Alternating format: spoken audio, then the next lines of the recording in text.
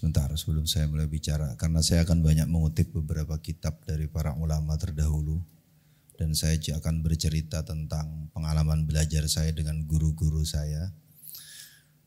Biar barokah manfaat apa yang kita bicarakan. Dan kita kirim Fatihah kepada baginda Rasul, kepada para keluarganya, sahabatnya, para ulama yang menjadi wasilah ilmu-ilmu kita semuanya. Para pengarang kitab-kitab yang mulia dari sejak awal hingga sampai saat ini, guru-guru kita semuanya. Mudah-mudahan jadi ilmu yang manfaat fid dharaini bisirrin nabi wa alin nabi wa bisiril fatihah. A'udzu billahi minasyaitonir rajim. Bismillahirrahmanirrahim. Alhamdulillahi rabbil alamin arrahmanir rahim maliki yaumiddin. Iyyaka na'budu wa iyyaka nasta'in. Ihdinas siratal mustaqim. صراط الذين أنعمت عليهم غير المغضوب عليهم ولا الضالين آمين. Bismillahirrahmanirrahim. Assalamualaikum warahmatullahi wabarakatuh. Bismillah, alhamdulillah, wassalatu wassalamu ala rasulillah Sayyidina Muhammad ibn Abdillah wa ala alihi wa sahbihi wa mawalah. Subhanaka la ilma lana illa ma 'allamtana innaka antal alimul hakim wa la hawla wa la quwwata illa billahil aliyyil azim. Allahumma aftah lana abwaaba hikmatika wansur alaina rahmataka min khazaini rahmatika ya arhamar rahimin. Allahumma anfa'na bima 'allamtana wa 'allimna ma yanfa'una wa zidna 'ilma warzuqna fahma wa alhiqna bis salihin. Allahumma ij'alna mimman yastami'una al-qawl fayattabi'una ahsanah. Wa ba'd. Wa qala al-mu'allif rahimahullahu nafa'ana bihi wa bi'ulumihi fid dharain amin. Bismillahirrahmanirrahim. النوع السادس والعشرون معرفة فضائله وقد صنف فيه أبو بكر بن أبي شيبة وأبو عبيد القاسم بن سلام والنسائي وغيرهم وقد صح فيه حديث باعتبار الجملة وفي بعض السور بالتعيين. وأما حديث أبي بن كعب رضي الله تعالى عنه في فضيلة سواره في سواره سورة فحديث موضوع. قال ابن صلاح ولقد أخطأ الواحدي المفسر ومن ذكره من المفسرين في إبداعه تفاسيرهم. قلت وكذلك الثعلبي لكنهم ذكره بإسناد فاللوم عليهم يقل بخلاف من ذكره بلا إسناد وجزم به كالزمخشري فإن خطأه أشد. وأن نوح بن أبي مريم أنه قيل له من أين لك عن عكرمة عن ابن عباس في فضائل القرآن سورة فقال إني رأيت الناس قد أعرضوا عن القرآن واشتغلوا بفقه أبي حنيفة مغازي ومحمد بن إسحاق فوضعت هذه الأحاديث حسبة ثم قد جرت عادة المفسرين ممن ذكر الفضائل أن يذكرها في أول كل سورة لما فيها من الترغيب والحث على حفظها إلا الزمخشري فإنه يذكرها في أواخرها. قال مجد الأئمة عبد الرحيم بن عمر الكرماني سألت الزمخشري عن العلة في ذلك فقال لأنها صفات لها وصفات تستدعي تقديم الموصوف. وقد روى البخاري رحمه الله حديثا خيركم من تعلم القرآن وعلمه. وروى أصحاب السنن في حديث إلهي من شغله القرآن عن ذكري ومسألتي أعطيته أفضل ما أعطي السائلين. وفضل كلام الله على سائر الكلام كفضل الله على خلقه وقال عليه السلام ما تقرب العباد إلا الله بمثل ما خرج منه. قال أبو النضر يعني القرآن وكما قال المؤلف رحمه الله. Ki hadratal mukarramin wal muhtaramin, para alim, para yai, para masyayikh, para teman-teman, sahabat-sahabat jamaah MJS yang dirahmati Allah Subhanahu wa taala. Alhamdulillah, puji syukur kehadirat Allah Subhanahu wa taala. Dulu 4 seri pertama kita banyak bicara tentang historical sebenarnya yang bersejarah. Sekarang masih melanjutkan yang sejarah, tapi kita ambil dari aspek lain, dari bagaimana para ulama mengkonstruksi sub bahasan di dalam studi Quran untuk menggambarkan ruang Quran. Jadi tidak serta-merta mereka menyebut dengan tarikh. Jadi mugi-mugi seperti kalau ceritakan dulu di awal sama teman-teman, niki materi kelas, materi ngaji di pondok, tapi kita bawa dengan cara, semoga saya bisa membahasakannya dengan bahasa yang lebih sederhana. Oke, jadi gini, prinsipnya sederhana gitu.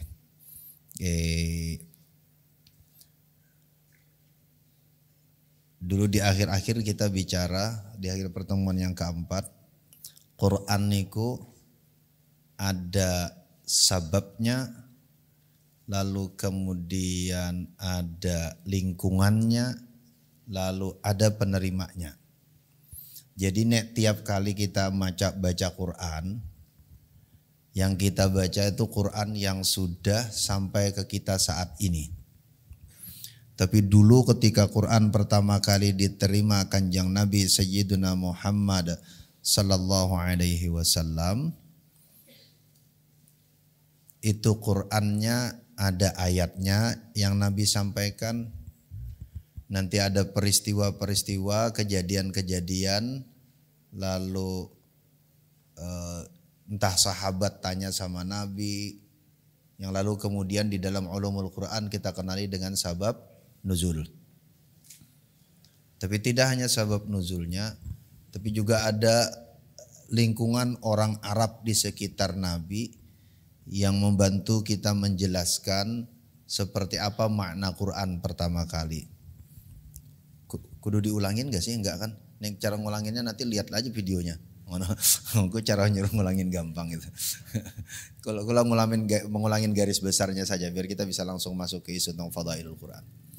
Jadi ada 3 ada Qurannya, ada peristiwa yang menyertainya yang disebut dengan sabab nuzul, ada kalau bahasa Bantulnya itu surrounding environment.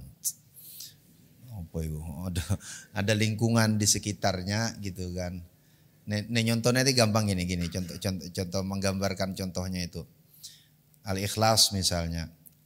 Qul huwallahu ahad. Katakanlah bahwa Tuhan itu satu. Ngomongnya harus kayak gitu, karena kalau pakai irama jadi Uma Irama. Katakan Tuhan itu satu, ngek gitu. Itu jadi Uma Irama itu. Ayat ini ayat yang kita sangat familiar gitu kan, sangat hafal bahkan sangat dicintai karena pendeknya. Ada peristiwanya, jadi ada ayatnya. Qul huwallahu ahad. Ada peristiwanya. Peristiwanya apa?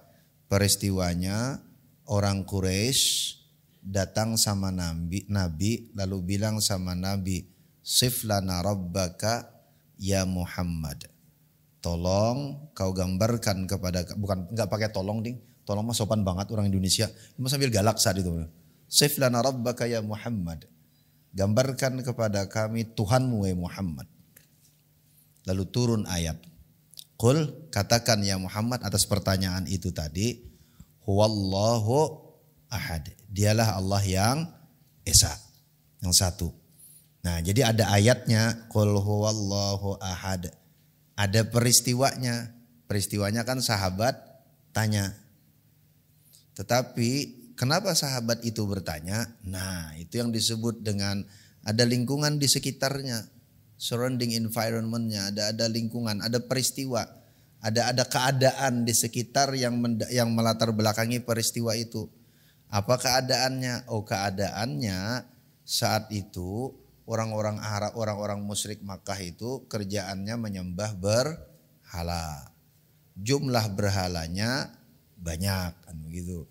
Nah, Nabi dakwah tinggalkanlah berhala yang banyak ini tadi. Tetap mereka enggak mau meninggalkan. Karena mereka tidak mau meninggalkan, capek juga dialognya, capek juga negosiasinya, ngotot-ngototan.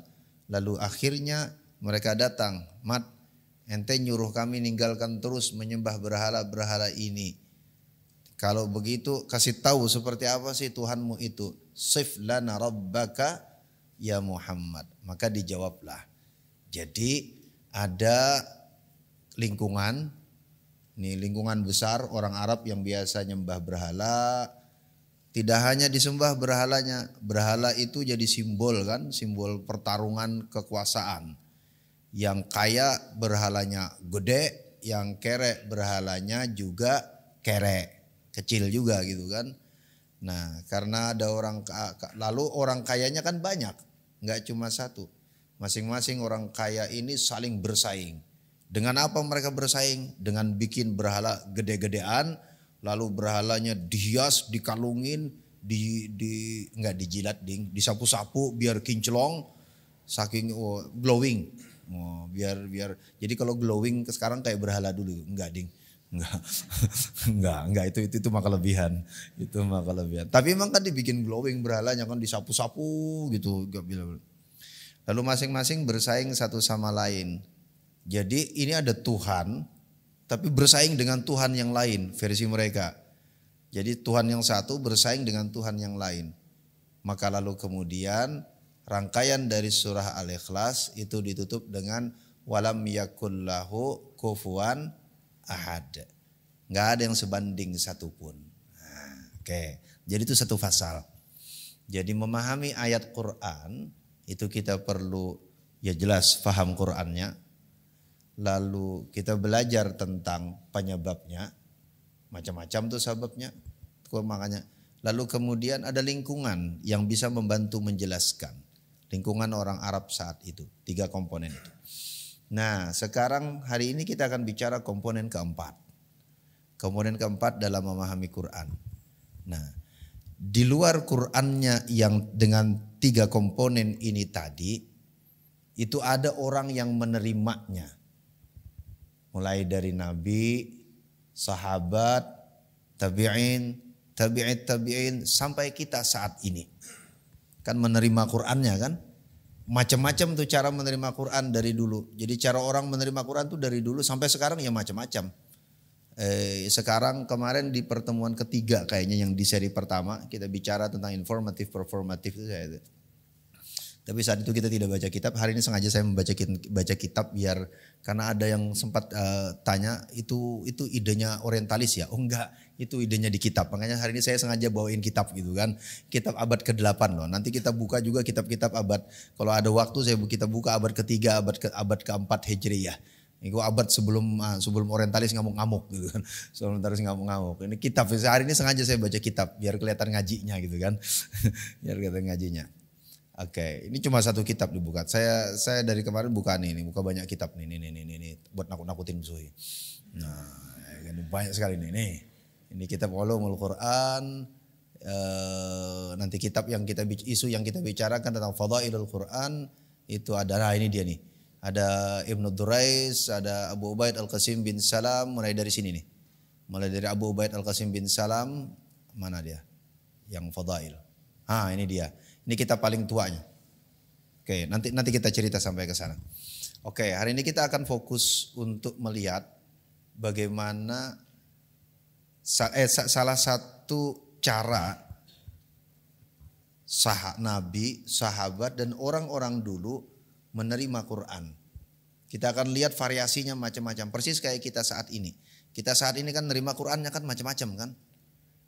Ada yang rajin baca Quran kalau pas lagi putusan. Pakai apa obat, katanya Quran itu obat hati. Rajinlah baca gitu kan. Kalau sudah jadian ditinggal lagi tuh Quran. Kalau jadian lagi tinggal lagi Quran. Ada yang rajin baca Quran ya pokoknya baca aja banyak-banyak, nggak penting tahu artinya. Ada yang kalau baca Quran 1 ayat buka tafsir, macam-macam itu. Ada yang nggak pernah dibaca sama sekali Quran, tapi punya Quran punya juga. Yang penting punya Quran dia. Yang penting punya Quran. Kayaknya dulu saya udah pernah cerita deh. Saya pernah punya pengalaman berkunjung ke rumah seseorang yang di dalam pandangan sosial biasa orang ini ahli maksiat. Pokoknya kalau bahkan dia orang ketulungan dah ahli maksiat. Nggak usah saya sebut detail ya, gitu aja sih. Saya pernah main ke rumah seseorang yang ya di dalam pandangan sosial ini orang ahli maksiat. Bahkan kadang ada istilah menyebut sampah masyarakat. Masih hidup kok dibilang sampah gitu kan. Sampah itu kan sesuatu yang bisa dipakai. Macam-macam lah sebutan untuk orang seperti ini. Main saya ke rumah beliau, sambil main itu ngobrol. Ternyata di atas pintunya tertulis huruf H. Saya tanya, Pak Haji, senang banget dia dipanggil Pak Haji. Karena orang lain gak ada yang mau manggil dia Pak Haji gitu kan. Karena kelakuannya dia, karena kerjaannya dia. Pak Haji, wah panggil Pak Haji itu. Yang manggil Pak Haji dosen UIN lagi, senang sekali dia. Legitimate dia Pak Hajinya gitu kan. Pak Haji, itu apa Pak Haji? Iseng-iseng, ya nanya sebenarnya bukan nanya iseng. Karena saya memang sedang dalam observasi. Memang fasenya fase observasi, jadi riset memang observasi. Jadi semua yang di sekitar saya semuanya adalah data gitu kan. Saya tanya, Pak Haji itu apa Pak Haji di atas pintu? Huruf H itu kan. Apa jawaban Pak Haji? Itu huruf Arab, itu Quran itu. Huruf Arab doang dibilang Quran kok. Ya nggak apa-apa kan. Yang penting kan ya itu penerimaan tadi. Cara orang mempersepsi macam-macam. Itu Quran itu katanya. Saya gini-gini kelakuan saya ini haji loh. Waduh, tersinggung yang dosen UIN belum haji gitu kan. Allah, yang sok-sok lagi orang haji. Kok namis ke haji ya? Mas abot nih, masyaallah. Ala kulli hal. Oke, baik. Nah, di antara aspek, di antara cara sahabat Nabi, sahabat dan orang-orang dulu di awal-awal menerima Quran, kalau biasanya kita menangkapnya dalam kitab-kitab tafsir, tapi sekarang kita mau cerita aspek yang lain. Cerita-cerita tentang bagaimana para sahabat menerima Quran itu, di antaranya dirangkum di dalam 2 bab, selain bab-bab yang lain. Ada satu bab tentang Fadailul Quran. Fadailul Quran itu tentang keutamaan Al-Quran. Dan yang kedua, nanti kita bicara yang kedua tentang Khawasul Quran. Agak sulit menerjemahkannya dengan spesifik dengan bahasa Indonesia ya, kekhususan ya. Kekhususan yang jadi kalau fadail itu keutamaan karena dia. Nanti kita akan lihat bagaimana para ulama membedakan fadail dan khawas. Fadail itu merujuk kepada keutamaan Qur'annya sebagai teks. Jadi tekstualitasnya yang utama. Dia sebagai teks, dia sebagai kitab suci. Sementara khawas itu kekhasan. Keutamaan juga sebenarnya. Kekhasan yang dia miliki. Yang kekhasan itu memberikan manfaat langsung kepada manusia si penerima. Kalau yang fadail, dia bisa manfaat langsung, bisa tidak. Bisa berupa pahala, bisa berupa ajrun, bahkan bisa sekedar balasan di hari akhir. Jadi orang tidak lihat itu di dunia. Kayak sering kita pernah dengar cerita kan, makanya sekarang lagi rame-ramenya. Karena memang ada hadisnya dalam kitab Fadail. Jadi kalau ada anak di rumah menghafal Quran dan selesai menghafalkan Quran, maka orang tuanya akan dipasangkan taj, itu loh kayak duta mahasiswa. Ada yang ikut duta mahasiswa nggak sih kemarin? Duta apa? Ya duta kampus ya, duta kampus. Dulu saya ngertinya duta itu nama majalah ya, majalah kampus. Ya, duta. Oke, dipakaikan apa sih namanya itu? Mahkota. Wah. Karena itu makanya lalu sekarang orang berlomba-lomba menyekolahkan anaknya ke sekolah tahfiz, ngafal Quran. Ya kalau nanti selesai hafal Quran dan dipakaikan mahkota secara fisik kan. Wah, nek wis dipakai di dunia sesuk di akhirat wis ora dinggo no. Ora usah dinggo sek di dunia gitu kan. Ngenteni karena itu cerita hadis itu di akhirat. Cerita besok di akhir orang tuanya akan dipasangkan mahkota. Lah wis dipakai di dunia lah piye? Kisah pas di akhirat lo kok beda karo nang dunia? Wah, guys. Oke, baik. Ya, kita akan bicara 2 itu untuk melihat bagaimana sih sebenarnya. Nanti terakhir ngapunten. Saya di akhir nanti agak teoritis bicaranya. Makanya yang bagian awal nih kok yang ngaji mawon. Sing bagian akhir ini kok agak teoritis. Ngapunten nggih Simbah punya ibu-ibu anu Bapak Simbah Putri, Simbah Kangkung nek. Ini bagian akhir kula nanti rada teoritis. Ben ketok dosennya. Kan ketok dosennya. Sing di depan iki ketok kayak ustad gitu kan. Ya bismillahirrahmanirrahim. Pamit banyak karya yang sebenarnya bercerita ini. Saya mengambil karya dari abad ke-8 Hijriyah. Jadi ini termasuk karya-karya awal yang merangkum teks ulumul Quran. Kulo kalau di kampus ngajar iku mahasiswa kulo kudu maca niki di S1. So, ada sing mahasiswa S1 kulo mboten? Enggak ada. Oh, sing mahasiswa S1 kulo kudu maca niki. Nek ora maca niki ora sah jadi mahasiswa IAT. Kuwi ora sah dan ora ojo ngaku mahasiswa IAT nek urung maca kitab iki. Oke, Al-Burhan fi Ulumil Quran Liz-Zarkashi, karangan Imam Az-Zarkashi. Imam Az-Zarkashi wafat tahun 794 Hijriah. An-Naw'us Sadis wal Ishrun, ini ada di bab ke-26 untuk mengenali kalau jelaskan pakai bahasa Indonesia mohon nggih ben ora kaya nang ngaji ning maca anu kan sa ayat sa kata diterjemai. Ma'rifatu fadailih, mengenali fadailul Quran, keutamaan Al-Quran. Haknya itu Al-Quran, maksud fadail Al-Quran. Ujar beliau, waqad sannafa fi Abu Bakar ibn Abi Syaibah. Nah, itu kan dibaca juga nih. Yang sudah mengarang kitab tentang fadailul Quran itu ada Abu Bakar ibn Syaibah, Abu Ubaid Al-Qasim bin Salam, dan An-Nasai.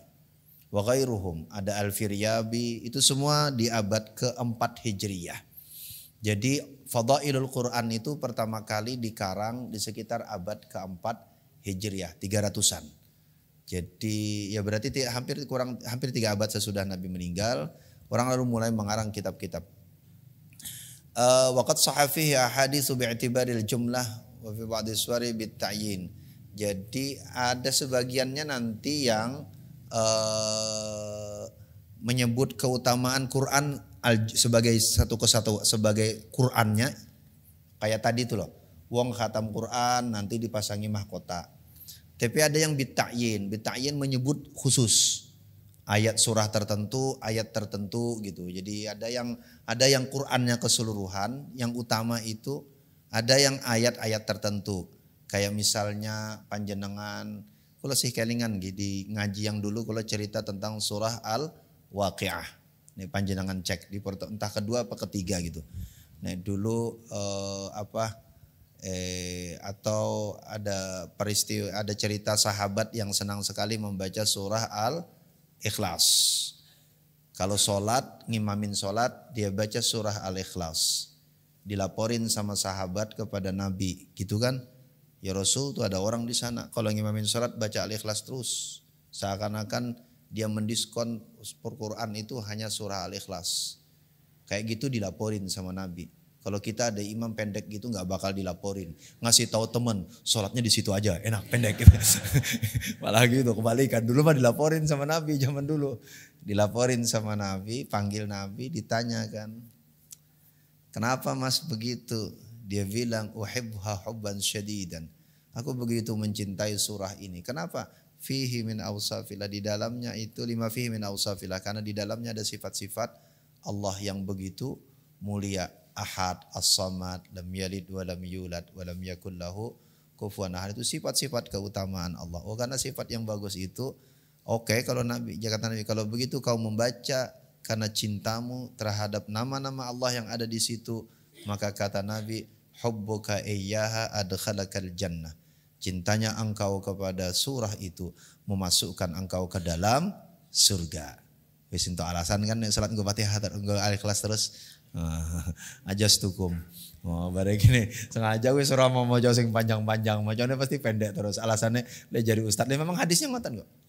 Oke, jadi ada yang ta'yin menyebut surah tertentu, tapi ada yang jumlah menyebut Quran keseluruhan tadi. Siapa hafal Quran akan dikasih taj, dikasih mahkota, gitu kan, dikasih mahkota. Khairukum man ta'allamal Quran wa 'allama. Sebaik-baik kalian siapa yang belajar Quran lalu mengajarkannya. Oh, kita mau jadi orang yang terbaik. Itu bil jumlah, Quran keseluruhan. Tapi yang ta'yin ada surah Al-Ikhlas, ada Al-Waqi'ah, ujar Abdullah, enggak itu maksudnya khawasul Quran nanti. Lalu apalagi? Ya banyak ding. Mau ngusir setan baca baca ayat kursi, biar apa? Oh biar setan pergi. Ya kalau setannya nggak pergi-pergi berarti yang baca itu setan. Kan gitu kan. Saya bocor, digress sedikit. Saya menyimpang sedikit. Saya itu dulu dikasih amalan sama guru saya. Pasti panjenengan sudah hafal semuanya. Salawat Asy-Syikhil. Saya pakai ijazah salawat itu. Saya ijazah itu sama guru saya. Tapi dulu ketika saya di kampung di Banjarmasin, salawat Asy-Syikhil itu diijazahkan oleh guru saya ke saya. Dan beberapa teman saat itu, tapi memang sedikit orang, hanya 4, kita musafahah, ijazah. Itu kalau kita dalam keadaan sedang merasa ditekan oleh orang lain, dizolimi oleh orang lain. Kalau kita dizalimi orang lain dan kita tidak bisa lagi menghindar atau menghentikannya, baca itu. Hafal salawat asghil kan? Allahumma salli ala sayyidina Muhammad wa ashghilil zalimin bil zalimin wa akhrijna min bainihim salimin wa ala alihi wa sahbihi ajma'in. Ini merdu kalau dibacakan, tapi dulu saya ijazahnya ini bukan tentang kemerduan, ini tentang pertarungan. Berat dulu, makanya saya agak hati-hati mau salawat asghil itu. Jadi kalau lagi dizalimi orang, bacain salawat asghil itu. Karena isinya sibukkan orang yang menzalimi itu dan disibukkan orang zalim ini dengan orang zalim yang lain, kan gitu kan. Lalu keluarkan aku dari mereka dalam keadaan selamat. Jadi bacaan ayat ini, bacaan salawat ini kayak pertaruhan. Kalau ternyata kezalimannya tidak berhenti, kan udah baca ini kan salawat niki, itu berarti kita yang zalim. Oh, abot itu kan, jadi kok cermin. Makanya saya hati-hati baca ini. Kayak saya baca ini kalau wis kepepet banget diantemin wong, wis yakin bahwa memang dia menzalimi saya, baru saya baca ini. Untuk saya keluar dari kezaliman. Tapi kalau nggak yakin, jangan-jangan aku melu zalim gitu. Orang misalnya ngata-ngatain kita, wah kan zalim kan? Jangan-jangan kita yang mancing. Nah, kan ada begitu kan? Orang ngata-ngatain kita itu karena kita yang memancing. Makanya dalam Quran kan wala tasubbul ladzina yad'una min dunillahi fayasubbullaha adwan bighairi ilm. Jangan pernah mencaci maki orang yang menyembah selain Allah karena dia akan berbalik mencaci maki Allah. Jadi hati-hati memang. Jadi kalau ada orang berbuat buruk ke kita, ukur dulu, jangan-jangan kita bagian dari keburukan itu. Pas bacain salawat asghil nggak hilang-hilang, ya memang kita bagian dari situ kok. Kita bagian dari orang zalimnya kok. Podo-podo wong zalim kok. Podo-podo wong zalim kok minta bebaskan. Kan ayatnya wa ashghilil zalimin bil zalimin. Sibukkan orang zalim dengan orang zalim yang lain. Kalau dia masih, ya berarti memang qabul salawat kita. Ya dia sibuk dengan kita, mau sama-sama zalim kok. Kan pada zalim. Ya serius, saya baca tapi sekarang kan rame kan di YouTube, di mana-mana kan salawat ini kan. Tapi saya terus terang termasuk yang hati-hati karena saya ijazahnya dulu bukan salawatan biasa. Saya ijazah salawat asghil itu untuk itu dulu, untuk proteksi diri. Untuk proteksi diri. Jadi mau tak ijazahin enggak? Pasti udah wedi di ijazah kan. Mana diijazahin mau cowok hilang-hilang berarti pada zalimna no. Ya apa-apa. Bismillahirrahmanirrahim. Ya, oke, balik ke tadi. Jadi ada yang bil jumlah, ada yang ta'yin gitu. Ada yang surah tertentu, ada yang keseluruhan Quran. Banyak keseluruhan Quran. Yang surah itu juga banyak sekali kan. Jadi apalagi yang surah ya. Kalau orang Al-Fatihatu lima quri'at lah. Ada hadisnya. Fatihah itu untuk apa yang dibaca. Kalau yang biasa chat-chatan WA sama saya, jenengan bisa cek di WA saya, status saya tuh pakai Al-Fatihatu lima quri'at lah. Gambarnya panah. Wah. Ya pokoknya kalau saya narget sesuatu ya Fatihah. Ya narget itu maksudnya narget mau belajar, mau ada hajat apa, ya pakai Fatihah. Karena hadisnya bilang begitu secara umum. Ya banyak lagi. Nah, tetapi Imam Az-Zarkashi bilang begini. Qala Ibnu Salah laqad akhta al-wahidi al-mufassir wa man dzakarahu min al-mufassirina fi ibda'i tafasir. Sebentar. Wa amma hadithu Ibnu Ka'ab radhiyallahu taala anhu fi fadilati suwarihi suratin fa haditsun maudhu'. Ada memang hadis dari Ubay bin Ka'ab yang bilang setiap surah itu ada fadilahnya. Menurut Imam Az-Zarkashi mengutip dari Ibnu Salah itu maudhu'. Karena enggak semuanya ada sebenarnya. Jadi kalau jenengan habis baca hadis Ubay bin Ka'ab lalu ketemu ada mausu'atu kitabu mausu'ati fadailul Quran karangan At-Tarhuni. Oh itu memang semua surah ada fadilahnya yang ta'yin tadi itulah, yang merinci tadi. Al-Baqarah nopo, Ali Imran nopo, An-Nisa nopo. Nah ujar beliau yang ta'yin satu-satu semuanya ini sebenarnya maudhu'. Karena enggak semuanya padahal ada disebutkan oleh Nabi. Jadi tidak semuanya ada informasinya dari Nabi. Walaupun ya habis itu ya oke saja. Qultu wa kadzalika ats-Tsa'labi lakinnahum dzakarahu bi isnadin fallawmu alaihim yaqillu bi khilafin man dzakarahu bila isnadin wa jazama bihi Kazamakhsyari fa inna khata'ahu asyad. Jadi yang yaitu dianggap kesalahan besar itu oleh para ulama. Enggak semua surah kok ada itunya. Jadi enggak usah aja maksa-maksain. Walaupun bisa jadi nanti di khawas kita akan lihat. Jadi di fadail itu bicara tentang keutamaan Qur'annya itu loh sebagai barang, keutamaannya, kemuliaannya. Wa an Nuh ibn Abi Maryam annahu qila lahu min aina. Oke, ini masih wa hadil hadis batan summa qad jarat adatul mufassirin wa man dzakarahu. Oke. Ini ceritanya bila kenapa sampai ada hadis itu. Jadi ceritanya ini. Faqala inni ra'aitun nasa qad a'radu 'anil Qur'ani wastaghallu bi fiqhi Abi Hanifah wa maghazi Muhammad bin Ishaq. Jadi ada cerita ujar Ikrimah bin Abbas, dia cerita begini. Memang jadi ada satu masa orang itu enggak mau baca Quran. Yang dibaca itu fikihnya Ibu Abi Hanifah karena menarik. Atau magazinya Ibnu Ishaq. Magazi kisah. Jadi perang-perang, catatan perang. Itu kayak kita sekarang lebih senang baca Quran daripada baca Quran. Oh, ini kayak ustadz itu kalau pakai rima begitu tuh kayak ustadz itu. Orang senang baca, pokoknya kalau sholawatan aja sergap. Tapi nek giliran baca Quran ngelokro. Ya persis kayak kita sekarang itu, baca novel, senang sekali. Baca novel itu, nek satu novel sehari rampung itu. Nek gibah, seharian kuat itu. Karena ada ibu-ibu kalau cerita ngaton nek sama ibu-ibu biasanya pengajian contohnya itu. Ibu-ibu coba tanya tahu, Bu siapa yang lagi mau cerai siapa Bu? Artis yang mau cerai siapa? Siapa? Enggak nonton sinetron ya Bu ya? Bagus Bu, saya senang panjenengan enggak nonton gitu kan.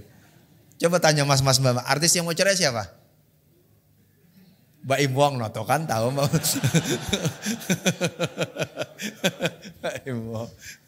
Oke, ala kulli hal. Ya. Jadi kata Ikrimah, dia capek karena orang saat itu wastaghallu bi fiqhi Abi Hanifah wa maghazi Ibnu Ishaq. Orang sibuk dengan fikih, ngomong fikih memang bagus, ilmu semua. Maghazi itu juga ilmu. Tetapi orang meninggalkan Quran.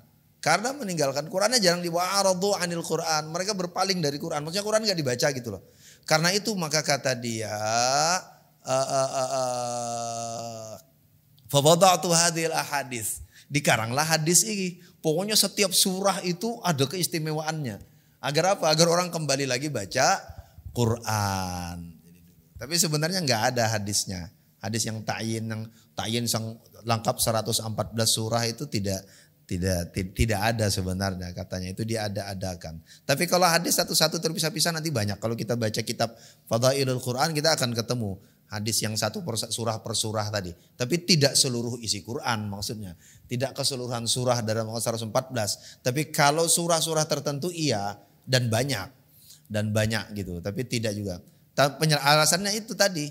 Lalu kemudian summa qad jarat adatul mufassirina mimman dzakaral fadaila. Lalu sesudah itu berlangsunglah kebiasaan para mufassir menyebutkan fadail itu fi awaili kulli suratin. Jadi kalau menafsir itu nanti di depan fadilahnya dulu. Dan kitab tafsir dalam bahasa Melayu pertama kali, kitab apa? Kitab yang ditulis dalam bahasa Jawi, bahasa Melayu pertama kali apa? Tarjumanul Mustafid yang diklaim sebagai terjemah dari Al-Baydawi walaupun sebenarnya bukan. Nah, sebenarnya yang sama dengan Al-Baydawinya pada bagian depan. Imam Al-Baydawi, tafsir Al-Baydawi itu termasuk yang kalau mengawali tafsir di depannya diawali dengan fadilah. Nah, Tarjumanul Mustafid karya Abdur Raif Asingkili itu modelnya sama. Di depannya itu fadilah dulu, baru nanti tafsir. Nah, kenapa? Berarti kan semua surah jadi ada ini. Nah, semua surah jadi ada, padahal katanya tidak ada katanya. lima fiha min at-targhib wal hathi ala hifziha. Itu untuk menyemangati agar orang menghafalnya. Illa az-Zamakhsyari fa innahu yadhkuru fi awakhirah. Kecuali Zamakhsyari nanti yang menceritakannya di belakang. Masyari menempatkannya di belakang. Oke, kita tidak usah terlalu panjang di bagian situnya. Habis ini ke khawasnya. 45 menit khawas, 45 menit fadail. Qala Majdul A'immah Abdurrahim ibn Umar al-Kirmani sa'altu az-Zamakhsyari 'anil 'illati fi dzalika faqala sama iki masih aneh. Lianna sifatun laha was sifatu tastadi'i taqdimal mawsuf. Jadi oke, waqad rawa al-Bukhari rahimahullah hadis. Nah, ini contoh-contoh fadail. Khairukum man ta'allamal Qur'an wa 'allamah. Sebaik-baik kalian orang yang belajar Quran lalu mengajarkannya. Makanya orang lalu kemudian rajin belajar Quran. Karena biar apa? Biar menjadi orang yang terbaik. Jadi dia nyemangati. Rawa ashabus sunan fi hadithi lahi man syaghalahul Qur'an an dzikri wa mas'alati a'taituhu afdala ma a'tiyas sa'ilin. Siapa yang menyibukkan Quran, dia menyibukkanlah dirinya disibukkan dengan Quran untuk mengingat aku. Wa mas'alati a'taituhu afdala ma a'tiyas sa'ilin. Aku akan beri dia sebaik-baik pemberian dari yang aku berikan kepada setiap orang yang meminta. Jadi ayat ini, hadis ini ya sama, itu fadail. Jadi keutamaan orang kalau belajar Quran itu ini keutamaannya. Wa fadlu kalamillahi ala sairil kalam ka fadlillahi ala khalqih. Di keutamaan ini. Jadi ada komparasi. Semacam ada pada fadail itu ada komparasi keutamaan Al-Quran dibandingkan yang lain-lain. Jadi daripada sibuk menghibah, mending sibukkan mulut dengan Quran. Daripada sibuk belajar yang lain, daripada mengingat-ingat yang tidak karuan, lebih baik mengingat Al-Quran. Daripada FGD atau FGD, fokus gibah discussion. Gibah fokus banget gitu kan. Daripada fokus banget gibahnya, mending ngapal baca Quran dan seterusnya. Jadi perbandingkan apa? Karena menyibukkan diri dengan Quran itu lebih baik. Nah, nanti kita lihat menyibukkan. Wa qala alaihi salam ma taqarraba al-ibadu ila Allah bimithli ma kharaja minhu. Qala Abu Nadar yakni Al-Quran. Jadi tidaklah seorang hamba itu mendekat kepada Allah setara dengan apa yang keluar darinya, yakni dari Al-Quran. Jadi ya dengan Quran orang mendekat. Jadi Quran itu cara kita mendekat kepada Allah Subhanahu wa ta'ala. Itu fadilah. Jadi karena orang mendekat dengan Quran, orang akan mendapatkan banyak sekali keutamaan. Ada hadis yang paling ngetop sering saya pakai kalau buat pengajian di anak-anak. Di ibu-ibu juga biasa, di bapak-bapak kalau di kampung-kampung. Ujar Nabi, al-mahiru bil Qur'an ma'as safaratil kiramil bararah. Walladhi yaqra'ul Qur'an wa yatata'ta'u fihi wa huwa alaihi syaqun lahu ajrani. Ujar Nabi, orang yang mahir baca Quran, dia akan dibangkitkan bersama dengan ma'as safaratil kiramil bararah. Bersama dengan barisan orang mulia dan orang-orang baik. Siapa itu? Minan nabiyyina, para nabi, was-siddiqina, para siddiq, was-syuhada, para syuhada, was-salihin dan orang-orang saleh. Wa hasuna ulaika rafiqa. Wah, senang. Dan mereka lah sebaik-baik rafiqa. Memang ayatnya begitu. Saya tidak mengada-ada itu. Memang ayatnya begitu. Jadi mohon maaf, ayatnya nggak bisa yang lain gitu kan. Masa saya mengada-ada. Wa hasuna ulaika rafiqa, dan mereka sebaik-baik rafiqa, sebaik-baik teman. Jadi rafiq itu artinya teman. Makanya saya sering guyoni, kalau orang namanya Rafiq banyak musuh, doanya masih OTW. Kan nama itu kan doa kan. Kan sama kayak orang, saya sering gunakan guyonan ini di banyak. Jadi kalau ada orang namanya Jalal, Abdul Jalal, Jalal itu kan Allah yang maha gagah gitu. Tapi orangnya kelemar-kelemar, ya doanya masih OTW itu. Sebaliknya namanya Abdul Latif, hamba Allah yang maha lembut, tapi wongnya gualaknya orang ketulungan gitu juga doanya masih OTW. Doa masih OTW. Bukan doanya belum berhasil, masih OTW kan. OTW ya pada saatnya insya Allah berhasil. Oke. Baik. Ujar Nabi, orang yang mahir baca Quran dia akan bangkit bersama dengan barisan itu. Tapi sebaliknya, walladzi yaqra'ul Quran, orang yang membaca Quran wa yatata'ta'u fihi, lalu dia membacanya terbata-bata, wa huwa 'alaihi syaqun lahu ajrani.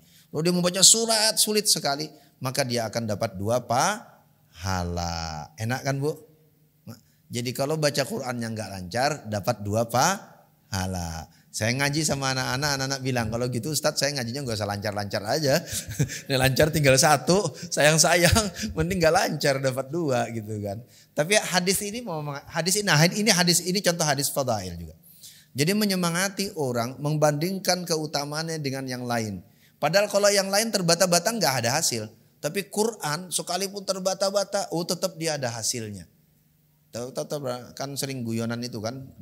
Huruf paling angel dalam Quran itu kan huruf apa yo? Dad. Makanya bahasa Arab itu di dalam tradisi linguistik juga disebut dengan lughatud dad. Huruf bahasa dad. Karena cuma Arab yang punya dad. Coba Arab itu punya sa. Itu kan sama kayak kita di sini rada cadel kan sama kan? Sama ada huruf kita juga ada huruf sa-nya. Sa gitu kan. Arab huruf zal. Huruf sa tadi misalnya kan kalau kita makan pisang goreng panas-panas kan jadinya bunyi panas banget gitu kan bunyinya sama. Arab punya huruf sa, ya bahasa lain ada yang punya huruf sa. Bahasa Inggris kan punya sa juga kan,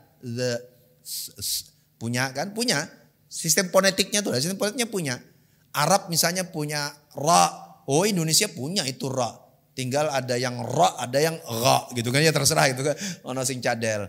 Arab itu punya fa. Nah itu Sunda gak punya itu. Orang Sunda gak punya. Ngapunten. Orang Sunda gak punya itu fa itu. Kalau dibilang punya tersinggung mereka. Itu fitnah gitu kan. Tapi ala kulli hal. Ya ada sistem fonetik yang di tempat lain di bahasa Arab ada, di tempat lain ada. Jadi orang bisa dengan mudah mempelajarinya. Lam apalagi L itu di mana-mana ada. Di Inggris ada, di Indonesia ada, di Arab ada gitu kan. A itu ya di tempat lain ada yang nggak ada kan di Jogja. Makanya di Jogja A bunyinya jadi nga. Karena di Jogja nggak punya A gitu kan. Oke lah, tapi di tempat lain kan ada. Tapi dot itu nggak ada yang punya. Yang punya dot itu cuma Arab. Makanya paling angel. Iki cek saruangan iki suruh baca walad dolin iso beda kabeh. Kabeh iso beda kok. Ada yang walad wah, itu kayak bom Irak Arab meledak gitu kan. Walau karena perintahnya kan tidak boleh mahmus kan. Akhirnya menahan walau iku sampai ora iso napas iku. Walau di sini di belakang keluarnya. Gue sing ngapunten iku gara-gara ditahan. Ada yang karena sulitnya jadi waladalin. Nah, iku nek malas-malasan. Ya karena hurufnya sulit. Huruf itu sulit. Tetapi yang kayak gini tadi yang kata Nabi walladzi yaqra'ul Qur'an wa yatata'u fihi wa 'alaihi syaqun lahu ajrani. Dia sulit, dia justru dapat pahala. Nah, ini hadis fadail. Fadail itu begitu. Jadi fadail itu prinsipnya adalah keutamaan Quran dibandingkan yang lain lalu untuk memberi targhib, untuk memberi semangat kepada muslim untuk berdekatan dengan Quran, untuk melazimi Quran. Nabi bilang, kata Nabi, sebaik-baik orang baca Quran itu adalah al-hal wal murtahil.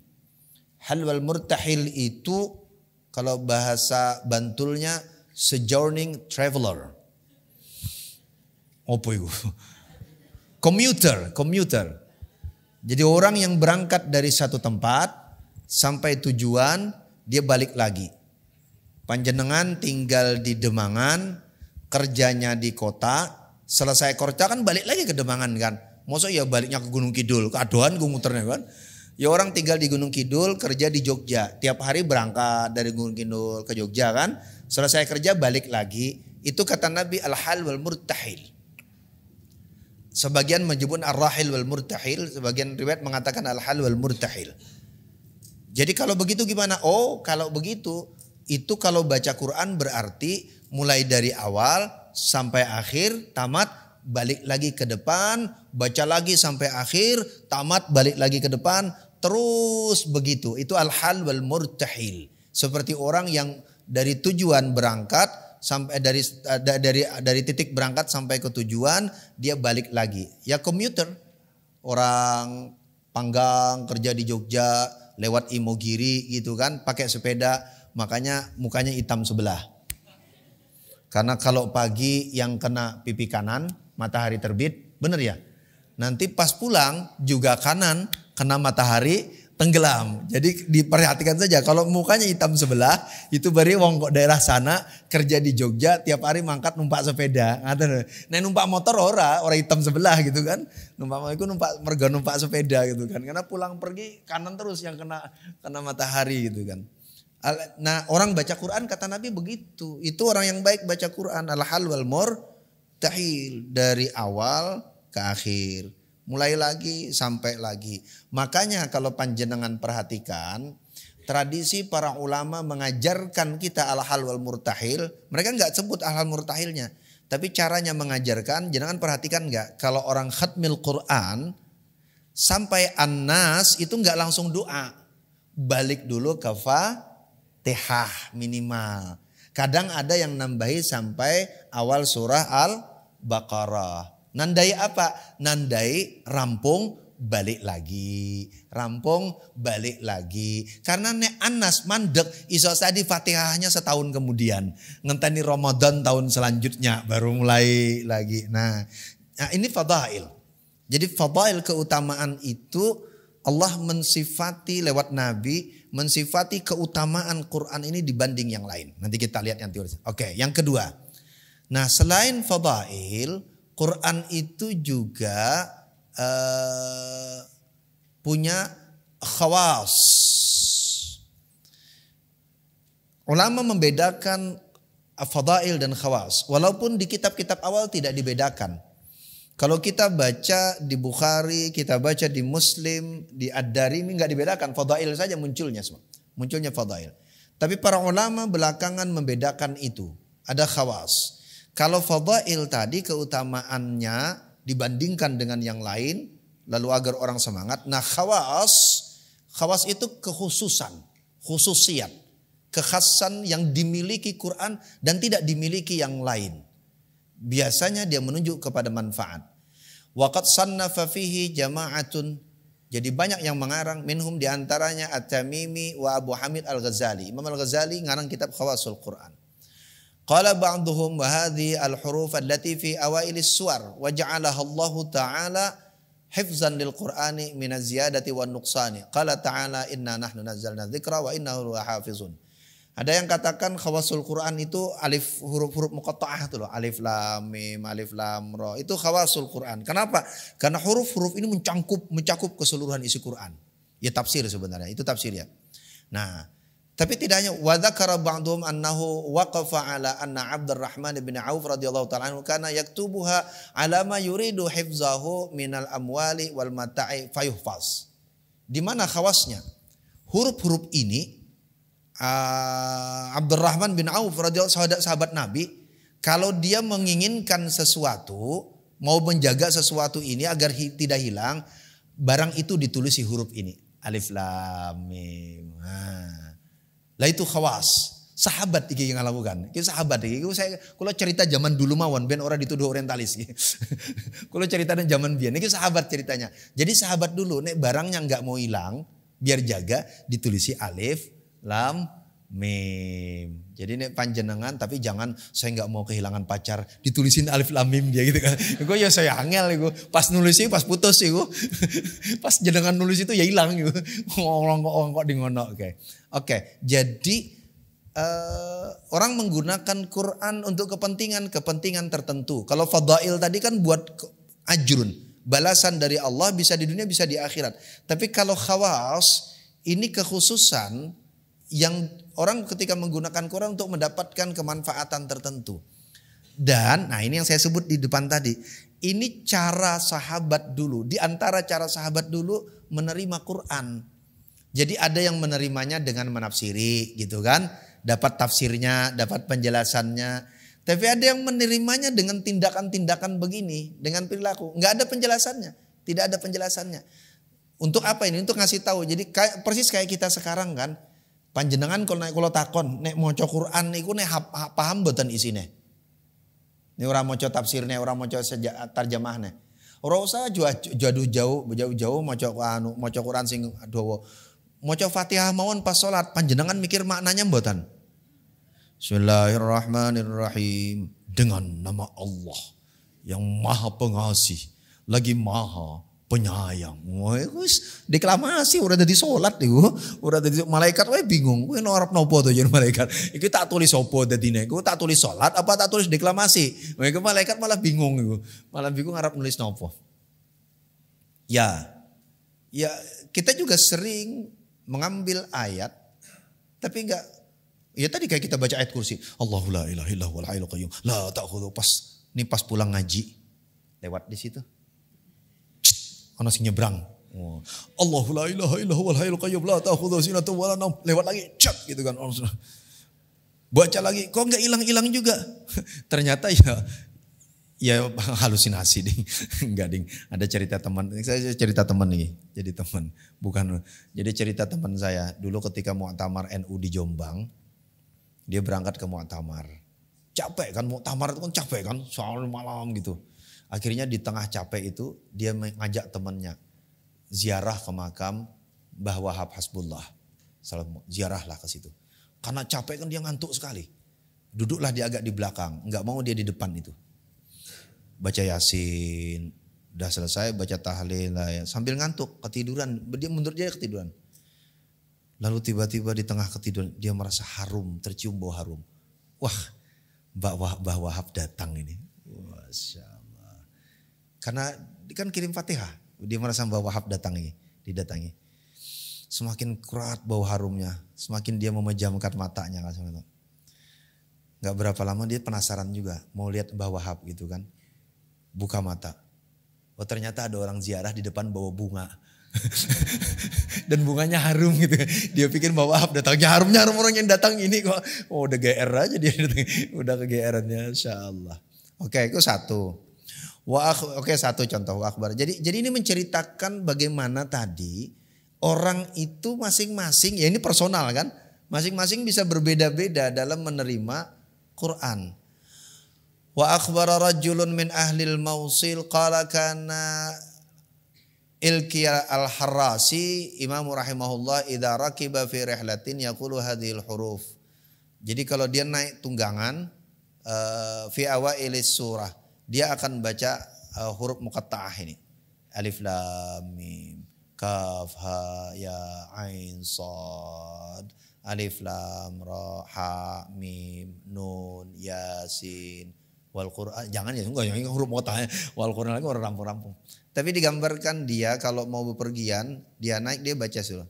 Faqala ma ju'ila dzalika fi maudhin aw kutubin fi syai'in illa hufiza taliha wa maluhu. Jadi tidak ada orang yang melakukan itu di satu tempat misalnya atau dituliskan di satu tempat illa hufiza taliha wa maluhu, kecuali yang membacanya dan hartanya dijaga. Wa amina fi nafsihi minat talafi wal gharaq. Dia akan selamatlah dari tenggelam, dari kesusahan.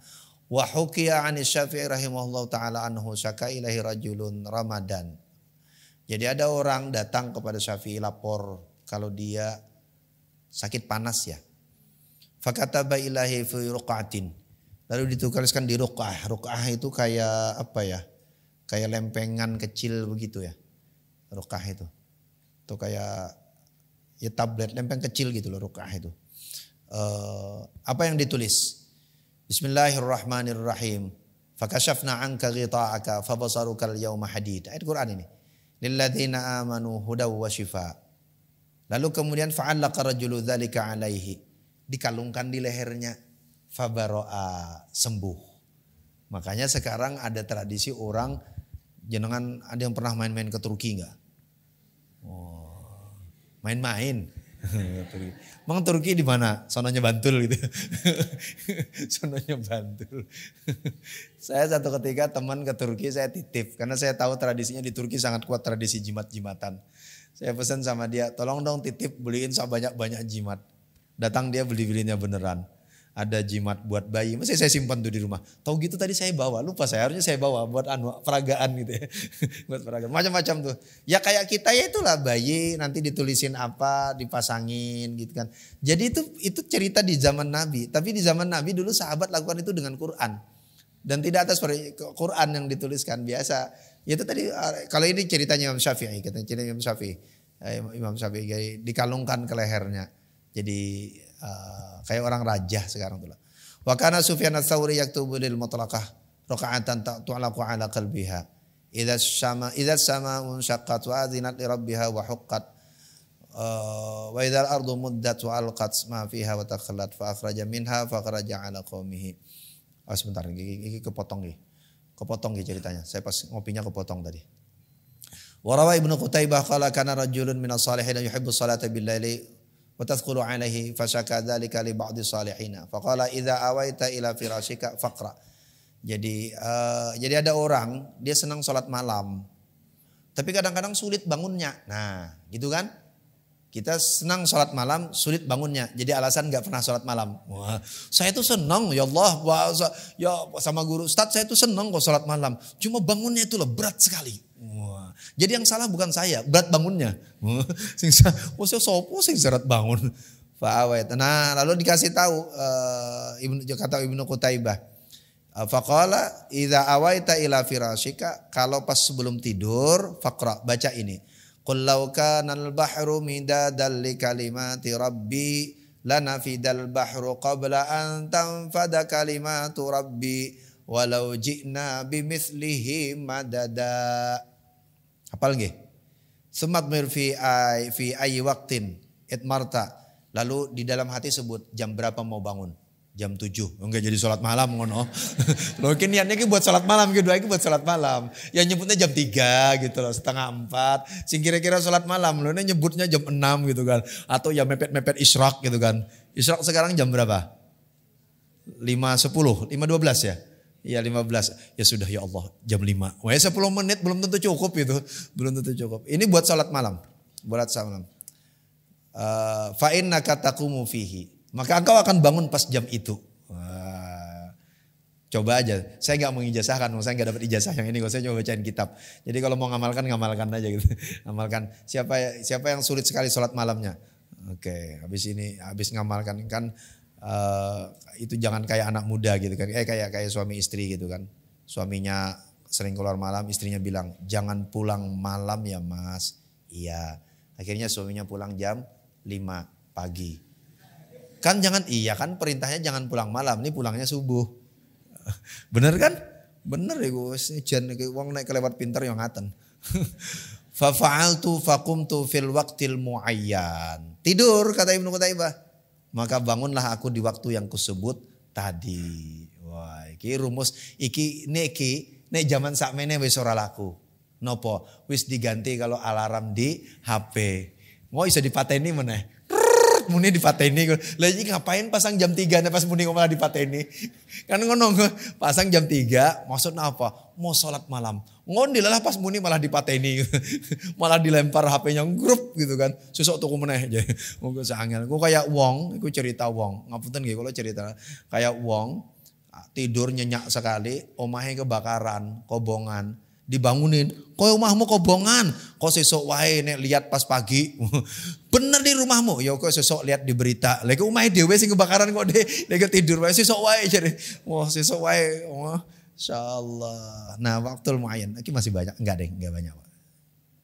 Oke, qala Al-Ghazali wa kana ba'du salihina fi asbahan asabahu usrul baul. Jadi kata Imam Al-Ghazali ada kejadian, ada orang-orang saleh di Isfahan, berarti di Persia. Asabahu usrul baul, sulit kencing tuh loh, wangian kencingnya. Fakataba fi sahifatin al-basmalah, lalu kemudian dia tulis di lembar Bismillahirrahmanirrahim. Lalu kemudian tulis ayat wa bussatil jibalu bassa fakanat haba'an mumbassa wa hamalatil ardu wal jibalu fadukkata dakkata wahidah dakka wa alqa alaihil ma. Lalu kemudian itu yang tulisan kita disiram pakai air, wasyaribahu, airnya diminum. Fayassara alaihil baul wa alqal hasa. Akhirnya bisa pipis. Ayo sapa sing nyang-nyangan. Nah, ini buat nyang-nyangan nih. Ini Imam Ghazali. Coba lihat, saya sengaja lihat urutnya. Kalau lihat urutnya. Paling atas tadi Abdurrahman bin Auf, kan? Ada Syafi'i, sekarang Ghazali. Itu yang kalau ceritakan tadi pengalaman orang masing-masing personal. Nah, ini jadi cerita ini semua menceritakan bagaimana jadi orang dulu itu menerima Quran tuh macam-macam caranya. Macam-macam. Ono sing nganggo alim pahami maknanya. Ono sing ora alim yo yang penting membaca, macam-macam. Jadi sangat personal. Kalau begitu masing-masing kita sebenarnya diberi kesempatan. Wah, ini bagian ustadznya ini. Cerita ini menunjukkan masing-masing kita sebenarnya punya peluang yang sama untuk mendekat kepada Quran. Enggak ada alasan untuk enggak. Wah, itu ustadz banget nih. Oke, saya melompat saja sebelum di bawah nanti saya berteori. Oke, sebentar.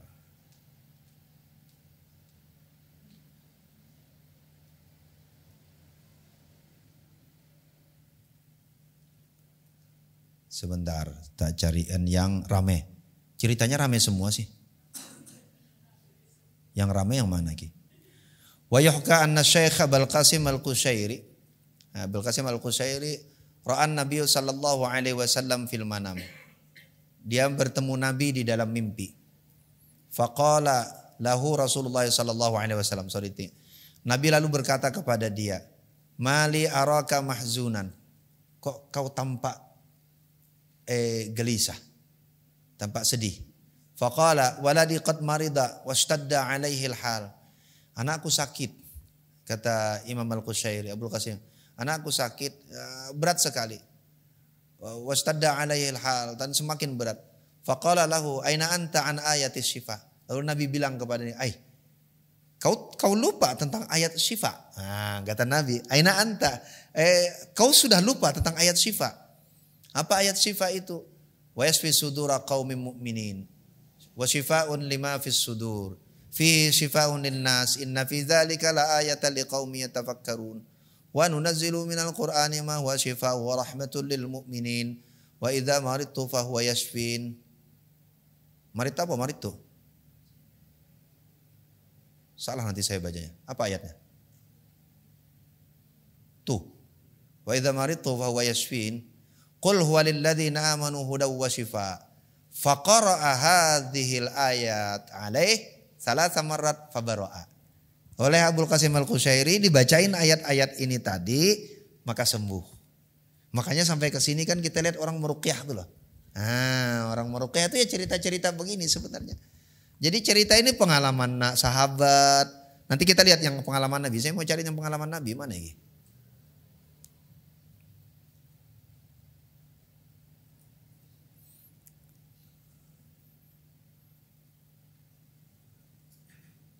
Al-Ikhlasnya di mana nih? Oke, ini deh yang pengalaman. Wa haka Ibnu Jauzi an Ibnu Nasir an suyukhihi an Maimunah binti Syaqulah Al-Baghdadiyah radhiyallahu taala anha qalat adzana jarun lana. Jadi ini cerita Ibnu Jauzi. Ada tetangga adzana jarun lana. Tetangga iki kebangetan. Yo, siapa yang punya tetangga kebangetan? Tetangga kos, tetangga rumah, azana, dia menganiaya kami. Fasallaitu raka'ataini, lalu aku sholat 2 rakaat katanya. Wa qara'tu min fatihati kulli suratin ayatan. Lalu kemudian aku membaca awal setiap surah itu 1 ayatnya. Jadi ayatnya 114 tuh loh. Berarti dia baca 114. Awalnya saja yang dibaca. Hatta khatamtul Quran, sampai selesai 1 biji Quran. Fakultu, lalu kemudian aku berdoa. Allahumma akfina amrahu summanim, ya Allah cukupkan urusannya, maksudnya selamatkan kami dari dia. Summa nimtu, lalu aku tidur.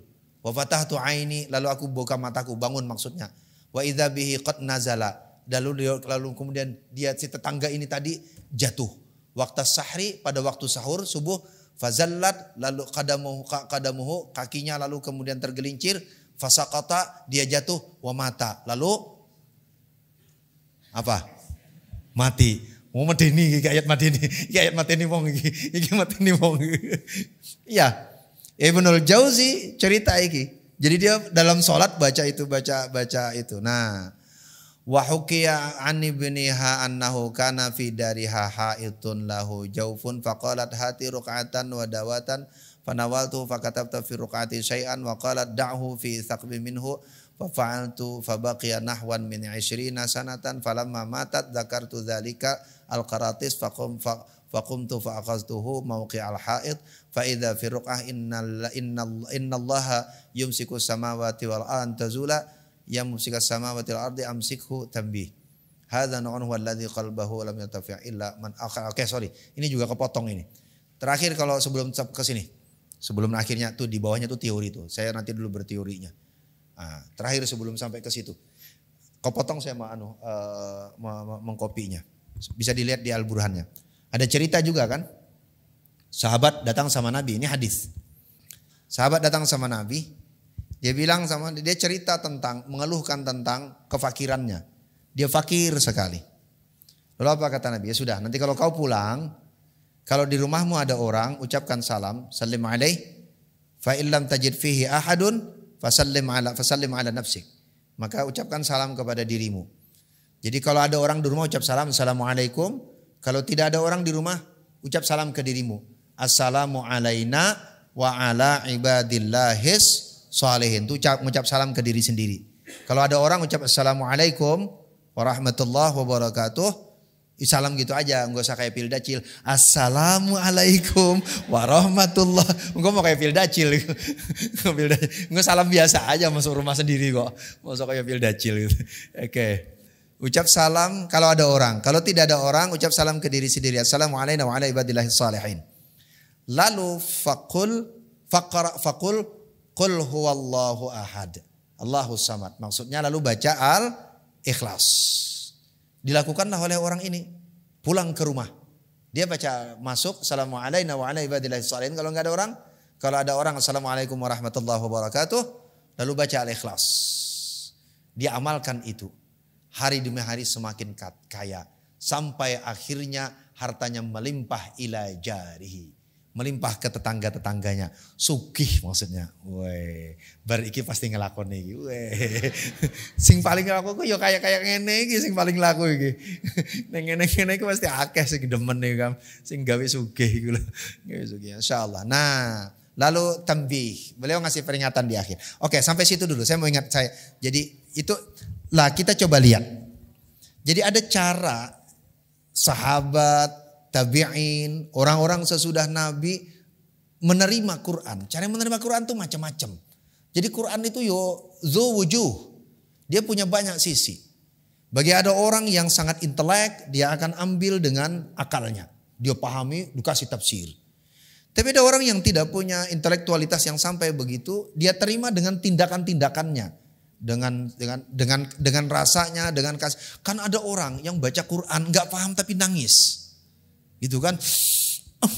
Sesungguhkan, gitu kan? Ditanya kenapa nangis? Ya itu pas baca ayat ini pas diputusin.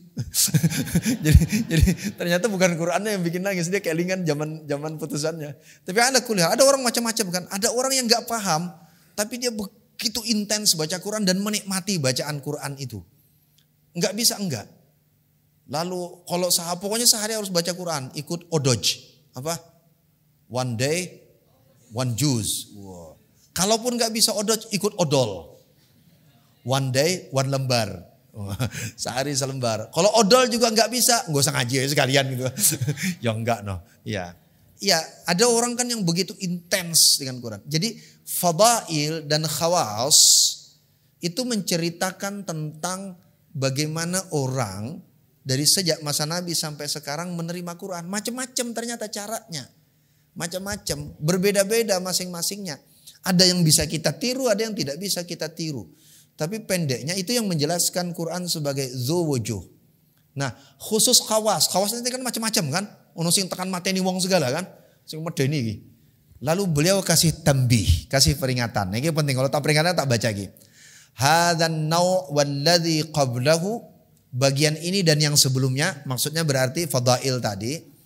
La yantafi'a bihi illa man akhlasa lillahi qalbahu wa niyyatahu. Enggak akan berhasil kecuali orang yang hatinya ikhlas kepada Allah dan niat semata-mata hanya untuk Allah. Oh, jadi ada batasannya. Panjenengan ngamalkan sing masuk tadi. Qul huwallahu ahad. Koyo ora sugih-sugih. Lo jangan-jangan niatnya ora karo Gusti Allah. Lagi jadi beliau kasih tambih. Karena penting ngasih tambih. Tadi arep mateni tetangga gitu kan. Iki tetangga enggak karuan ribut terus tak pateni wae nggo bacaan salat tadi. Ya ora iso, belum tentu hasil. Belum tentu hasil. Kenapa? Ujar beliau illa man akhlasa lillahi qalbahu wa niyyatahu. Wa tadabbaral kitaba fi aqlih. Lalu kemudian dia mentadabbur. Mentadabbur itu memasukkan pemahamannya tentang kitab Al-Qur'an ini dalam akalnya, wa sam'ih dalam pendengarannya, wa amara bihi qalbahu, lalu dia sibukkan hatinya dengan itu, dengan Quran itu, wa amala bihi wa jawarihahu, lalu dia dilakukan dengan seluruh anggota tubuhnya. Anggota tubuhnya itu ikut. Jadi misalnya ya Quran itu gini, menggambarkan anggota tubuhnya tunduk itu. Aisyah satu ketika ditanya sama sahabat, seperti apa akhlaknya? Maka dijawab oleh Aisyah, kana khuluquhul Quran. Akhlaknya Nabi itu adalah Al-Quran. Dia bisa punya dua makna tentang akhlaknya Nabi Quran itu. Pertama, kalau kita baca Quran, kita baca akhlaknya Nabi. Nabi yang penyayang, fabima rahmatin minallahi linta lahum walau kunta faddan ghalidhal qalbi lam faddu min haulik. Kalau tidak karena kasih sayang kelembutan linta lahum, fabima rahmat kami kata Allah linta lahum, niscaya engkau tak akan bisa berbuat lembut kepada mereka. Atau Nabi itu laqad ja'akum rasulun min anfusikum azizun 'alaihi ma 'anittum harisun 'alaikum bil mu'minina raufur rahim.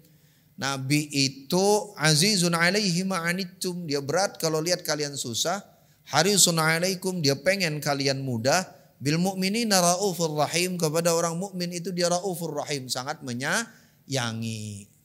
Kapan ya khutbah kemarin ya saya cerita itu ya. Iya, khutbah kemarin kan cerita itu karena pas Maulid. Lihat aja yang rekaman khutbah. Enak sekali ustadz zaman sekarang itu. Ustadz zaman, kalau ustadz zaman dulu kan caranya siapa yang sudah pernah tahu? Yang nggak tahu, yang tahu ngangkat satu, ya sudah, yang belum tahu tanya sama yang tahu. Kalau ustadz dulu begitu. Kalau ustadz zaman sekarang lihat rekaman YouTube-nya. Ustadz zaman sakmene wes jantenan insyaallah. Ustadz zaman sakmene iki. Ustadz ya Allah.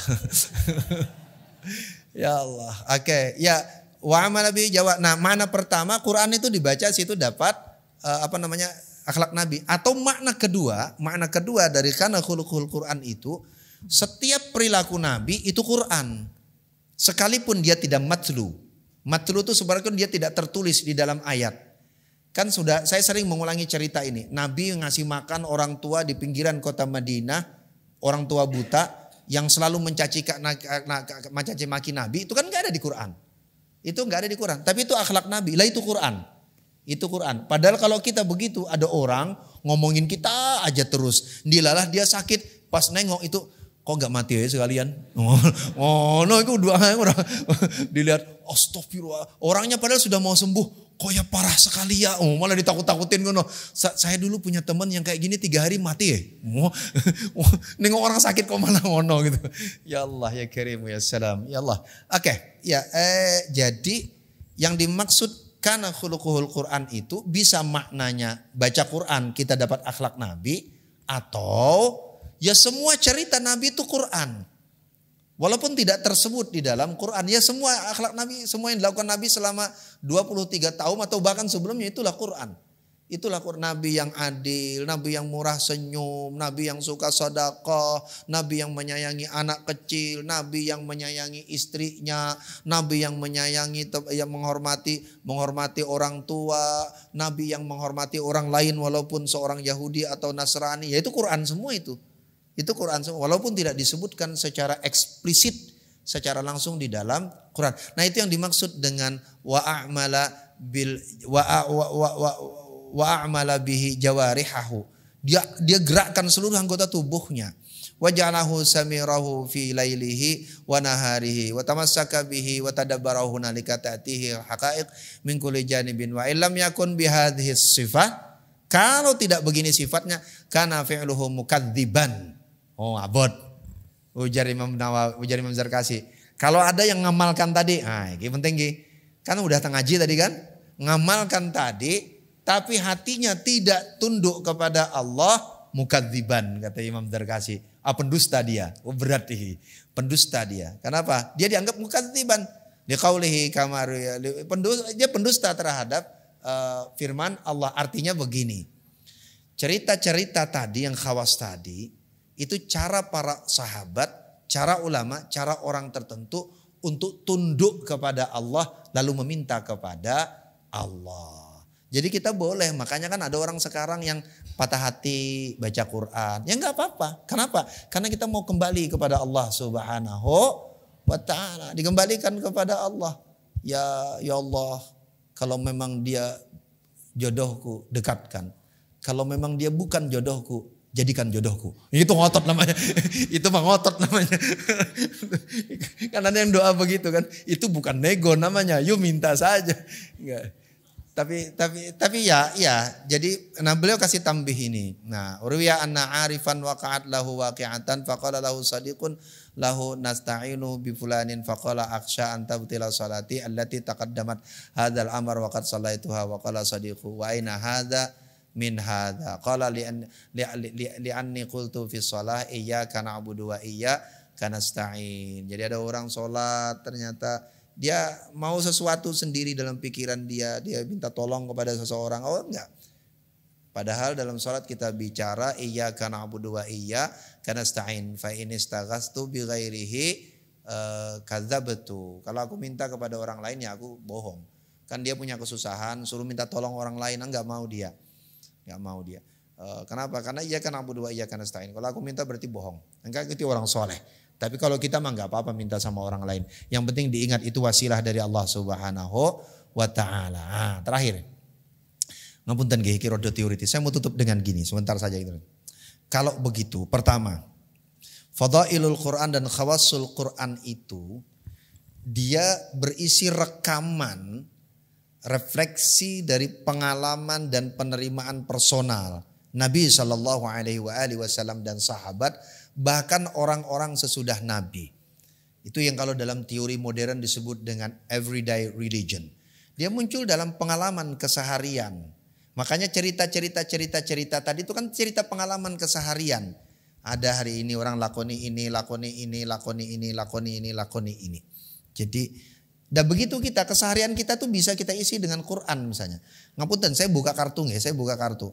Amalan saya tiap hari ini karena mugi-mugi ini tidak bagian dari takabur. Kalau mau cerita mawon bagian dari wasiat ibu kula ke kula ketika kula mau migrasi hijrah ke Jogja. Ibu kula tuh cuma pesen sehari jangan lupa maca salawat 1000 kali. Kok yo rada angel kadang-kadang. Maca Fatihah 100 kali, maca Al-Ikhlas 100 kali. Ya sudah, kalau maca itu tiap hari ya niatnya ya ngikuti dawuhna ibu kula, karena ibu kula yang mesennya ngaten gitu kan. Pasti kalau cerita khasiatnya macam-macam itu. Nanti kalau kita baca, kalau cerita satu kitab ini saja, kalau kita baca kitab lain nanti ada cerita sing lebih detail. Tapi pendeknya fadailul Quran dan khawasul Quran itu berisi pengalaman-pengalaman personal.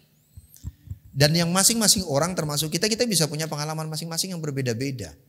Pengalaman masing-masing yang berbeda. Yang kedua, fadailul Quran dan khawasul Quran itu bentuk materialisasi Quran. Aduh iki teoritis banget nggih. Ngapunten ibu nyuwun pamit Bu kalau sedikit ngomong ini sedikit mawon Bu, kula jamin. Yang bagian yang sangat teoritis ini. Materialisasi itu maksudnya begini. Ya tadi kita baca Fatihah. Kita tidak lagi berpikir maknanya satu persatu. Tapi Fatihahnya sebagai satu barang yang utuh yang itu lalu kemudian kita terima. Tadi kayak yang cerita rakaah tadi dituliskan di satu tempat, ya sudah dia dipasang. Itu namanya materialisasi. Jadi dia bercerita, kalau begitu apa maksudnya? Maksudnya bahwa jadi Quran itu punya dimensi macam-macam. Ada dimensi di mana dia materialized. Ya kayak kita sekarang itulah, kayak Putri kalau ngaji pakainya Quran for woman. Enggak mau Quran yang lain. Enggak mau Quran for kid. Emang gua anak kecil. Jangan panggil saya anak kecil, Pak Aman. Panggil saya siapa? Sipa. Jangan saya panggil anak kecil, panggil saya Sipa. Yo, ya kan macam-macam kan. Jadi ada orang dia punya Quran yang dia baca dari sejak dia ngaji di pondok sampai sekarang lecak banget, nggak mau ganti. Udah lecak banget tuh Quran. Nah, itu materialize. Kenapa udah merasa menyatu sekali dengan ini? Nah. Dan yang ketiga, fadhailul Quran, kok FG sih? Sorry. Ngeblend. Fadhailul Quran dan khawasul Quran itu bentuk penubuhan pengetahuan. Penubuhan pengetahuan itu maksudnya begini, penubuhan pengetahuan itu. Jadi coba lihat cerita-cerita tadi. Jadi kan orang dapat ilmu dari Nabi bahwa Quran itu mulia. Lalu kemudian Quran yang mulia ini tadi lalu memancar dalam tindakannya. Seorang hafiz Quran menunduk aja gitu kan. Karena disuruh apa? Suruh tawadhu. Jadi dia muncul direfleksikan dalam bentuk tindakan tubuh tadi loh. Kayak Nabi khuluquhul Quran tadi loh.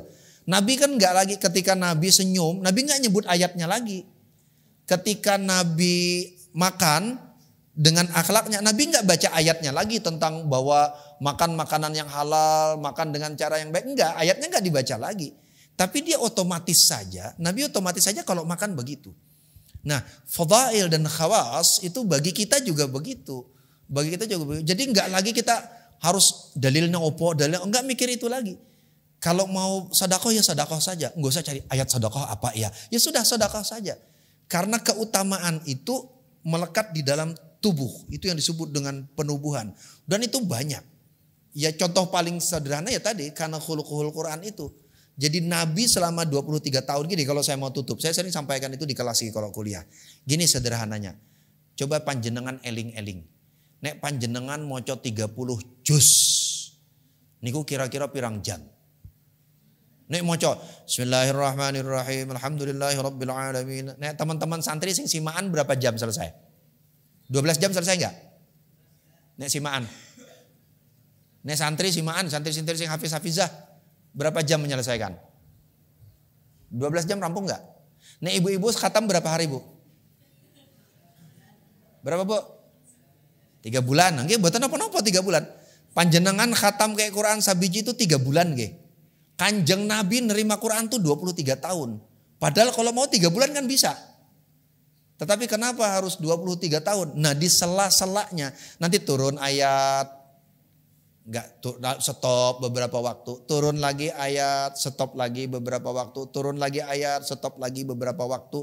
Jeda antara turunnya satu ayat dengan ayat yang lain. Yang dilihat apa? Cuma Nabi. Ayat kan gak ada lagi kan, ayat belum turun. Yang kita lihat cuma Nabi. Maka kata Aisyah, karena khuluquhul Quran. Oh Nabi di sela-selanya itu ya Quran. Ma wadda'aka rabbuka wa ma qala. Kau enggak tinggal. Wa wajadaka dhallam fahada. Kau merasa nyasar? Enggak, kata Allah. Kau enggak pernah tersesat. Kau dibimbing terus. Kau dibimbing terus. Walaupun tidak ada ayat turun. Kan ceritanya Ad-Duha itu kan cerita Nabi gelisah kan. Kok lama ayat gak turun-turun lagi. Ini serius jadi nabi apa enggak? Gitu. Yang gading ya enggak kayak gitu noh. Kan ayat turun gitu kan. Gak turun-turun lagi. Gak turun lama gitu kan. Akhirnya Nabi gelisah. Loh kok tidak ada lagi ayat turun. Lalu turunlah surah Ad-Duha. Jadi surah Ad-Duha itu sababnya. Wadduha wal laili idza saja. Ma wadda'aka rabbuka wa ma qala. Enggak ditinggal Muhammad. Tenang, ente enggak ditinggal. Wa wajadaka dhalam fahada. Kau misalnya merasa nyasar, enggak, kamu enggak pernah nyasar. Kau selalu dibimbing. Wa wajadaka ailam fa'aghna. Enggak punya apa-apa, enggak, kau selalu dijaga Allah, dikayakan terus. Jadi wa wajadaka dhalam itu bukan maknanya Nabi pernah sesat gitu. Bukan kan ada ustadz yang gitu kan dulu kan? Gak usah disebut, ramai itu di medsos dulu. Wa wajadaka dhalam fahada, maknanya jadi nabi itu sebelum diangkat jadi nabi pas lahir itu sesat. Baru kemudian umur 40 diberi petunjuk. Oh bukan itu maknanya, bukan itu maknanya. Makanya katanya saat itu saya ingat, kalau gitu tidak boleh memperingati Maulid. Kenapa? Karena itu memperingati Nabi sedang dalam keadaan sesat. Astaghfirullahalazim. Ya Allah ya Karim ya Salam. Ini menungso. Menungso yang ngatan. Ya, jadi ayat turun. 23 tahun lama itu. Padahal kalau mau dibaca langsung, Bu, anak hafiz-hafizah itu baca Quran itu dari habis subuh maghrib rampung. Para hafiz-hafizah itu ya kan? Habis isya nanti doa khatam sama Pak Yai kan ngaten kan ya orang Simaan. 12 jam selesai baca Quran mereka. Habis. Tapi Quran tidak turun dalam 12 jam, turun dalam 23 tahun, hampir 23 tahun.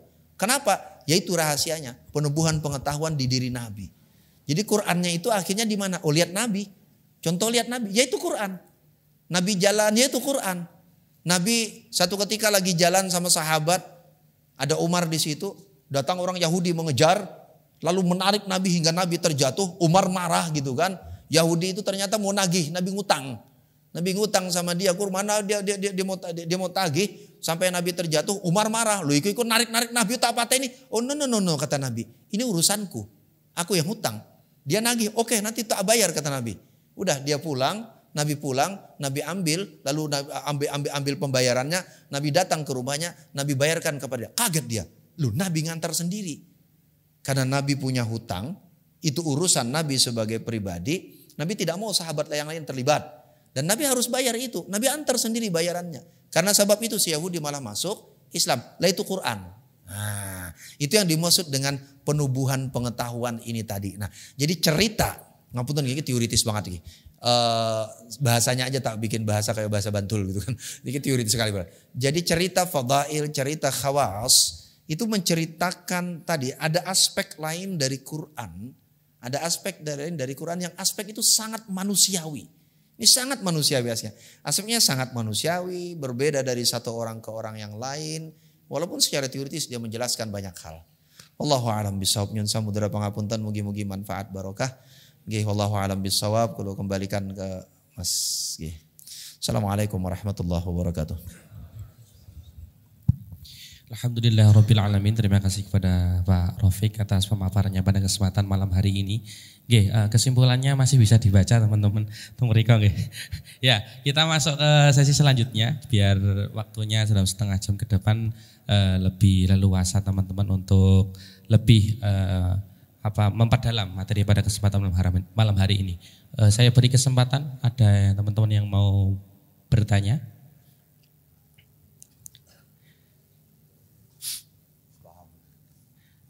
Nabi dapat 2 gelas teh, ambil sendiri tapi. Belum ada? Oh Mas Wahid, silakan. Jangan minta ijazah.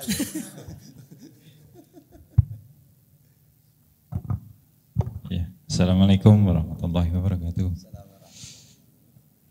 Pak Rafiq yang saya hormati, terkait dengan fadail ini memang kalau kita perhatikan ataupun pengalaman saya sendiri memang kalau di kampung orang pasti akan bercerita tentang itu. Oh ini manfaatnya dari ayat atau surat-surat ini. Dan saya baru mengetahui bahwa ini adalah bentuk penerimaan. Tapi terkadang entah ini pemahaman saya atau memang jadi bahasa umum bahwa ketika orang itu sudah tahu tentang fadail Al-Quran ini, kemudian yang diburu adalah oh ini ada pahalanya. Jadi itu yang kemudian yang diburu. Jadi tidak melihat bagaimana penubuhan pengetahuan itu menjadi satu nilai yang harus kita kejar. Mungkin bagaimana Pak Rafiq menanggapi hal ini? Ketika orang itu sudah tahu tentang fadail Al-Quran, tapi yang dia buru adalah semakin untuk mengejar pahalanya ataupun sesuatu yang material dari fadail itu. Yang kedua, mungkin ini dulu pernah ada kasus atau belum dalam cerita sejarah itu. Mungkin nanti Pak Rafiq bisa memberi penjelasan atau tidak itu. kalimat takbir itu sekarang kan menjadi satu katakanlah itu satu tanda bahwa orang itu kemudian akan menjadi semangat. Apakah ini juga bentuk dari fadha'il Quran? Orang kemudian mengatakan takbir, orang kemudian mengatakan Allahu Akbar gitu. Dan itu ada semangat, ya jelas karena mungkin dalam perkumpulan massa ada kemudian semangat yang kemudian tumbuh di situ. Apakah cerita ini juga dulu pernah ada dalam masa Nabi, masa sahabat yang ayat Al-Quran yang kemudian itu memberikan bentuk semangat dalam bentuk perjuangan ataupun dalam meraih sesuatu. Mungkin sementara itu, matur nuwun Pak. Oke, matur nuwun. Semoga saya ingat. Oke, pertanyaan yang pertama pada kasus yang pertama, jadi iya memang materialisasi Quran yang seperti saya sebut tadi secara teoritis, fadhail itu memang rentan untuk mengalami proses materialisasi. Jadi dia akan keluar jadi informasi-informasi dalam fadhail, informasi-informasi dalam khawas itu memang rentan lalu kemudian memindah orientasi orang ketika baca Quran yang mau diambil pahalanya saja atau khasiatnya saja. Jadi mungkin khawasul itu misalnya khasiat Quran gitu ya. Terjemahnya bahasa Indonesia itu bukan kekhususan gitu. Tapi khasiat, kalau bahasa Indonesia jadi khasiat ya. Jadi khasiat. Jadi orang hanya mengambil khasiatnya. Keadaan itu mungkin terjadi. Tetapi begini cara membacanya lalu kemudian. Pertama, kalau lihat pernyataan terakhir dari Imam Az-Zarkashi tadi, karena itu tidak ada di Al-Itqan. Jadi Imam Asy'uti juga bicara tentang fadilah dan khawas. Imam Asy'uti juga tidak. Tapi tambih itu enggak muncul. Tambih itu di Az-Zarkashi. Atau saya yang kelewat membacanya mungkin ya. Tapi tambih itu muncul di Az-Zarkashi. Kalau begitu jadi pertama bisa jadi orang ketika membaca kehilangan orientasi yang dimaksud orientasi ketundukan kepada Tuhan, maka lalu kemudian dalam konteks itu kalau menurut Imam Az-Zarkashi dia sebenarnya ya tidak necoroanonya itu bacaannya gue nggak mandi, tidak manjur ya. Jadi dia tidak mendapatkan nilai intrinsik, nilai terdalam dari bacaan Quran. Tetapi apakah lalu kemudian dia tidak bisa dapat pahala? Oh, dapat pahalanya ya tetap. Jadi itu urusannya Allah. Karena Nabi kan memang bicara ajrun kan. Jadi begini. Quran itu di masa awal Nabi itu diperkenalkan sebagai huda. Nah, walaupun Nabi juga menyebut ajrun. Tapi kesini Quran sebagai sumber ajrun itu yang lebih dominan. Apakah lalu kemudian ini melarikan orang dari substansi Quran? Menurut saya sih tidak dari peristiwa-peristiwa tadi. Jadi ya orang akhirnya kan ada pada level yang berbeda-beda. Ada level orang awam yang melihat Quran sangat fungsional. Jadi ya buat apanya saja. Naik ke atas dia sudah mulai substansial, yang penting pesannya apa. Naik ke atas lagi, orang sudah mulai masuk ke wilayah yang sangat, saya nggak tahu hakikat itu dalam bahasa Indonesia apa ya, bukan substansial, fungsional, substansial, esensial. Mungkin esensial. Yang paling mendasar. Apa itu yang paling mendasar? Baca Quran itu kan sebenarnya sedang membaca kalam Tuhan.